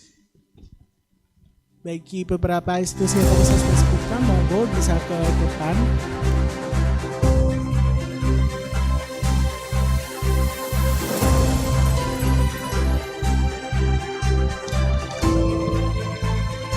Saya ulangi lagi, we just about to give for the certificate of appreciation for the co-host, Institut Agama Islam Negeri Kediri, Universitas Brawijaya, Universitas Muhammadiyah Malang, Universitas Indonesia, Universitas Jember,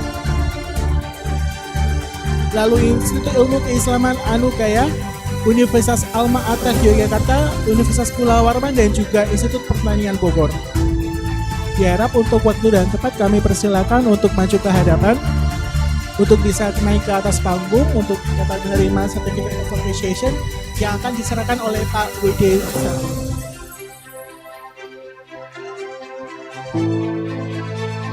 Juga Korprodi Ekonomi Islam.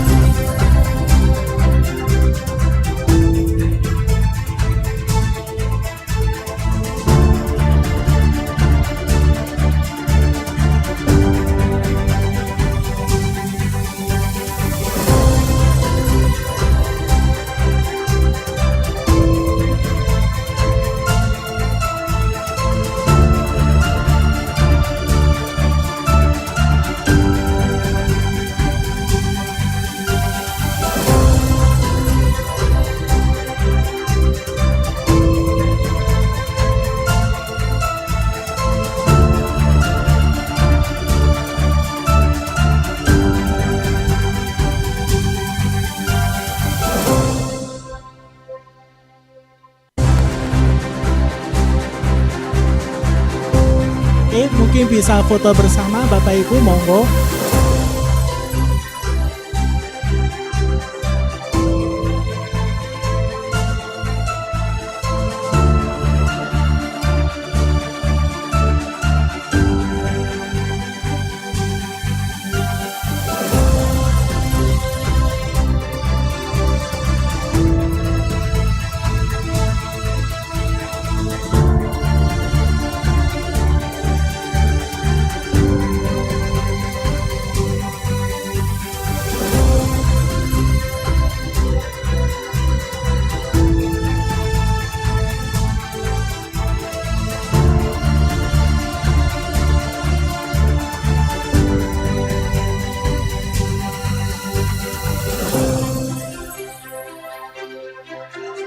Baik, terima kasih Bapak Ibu sekalian.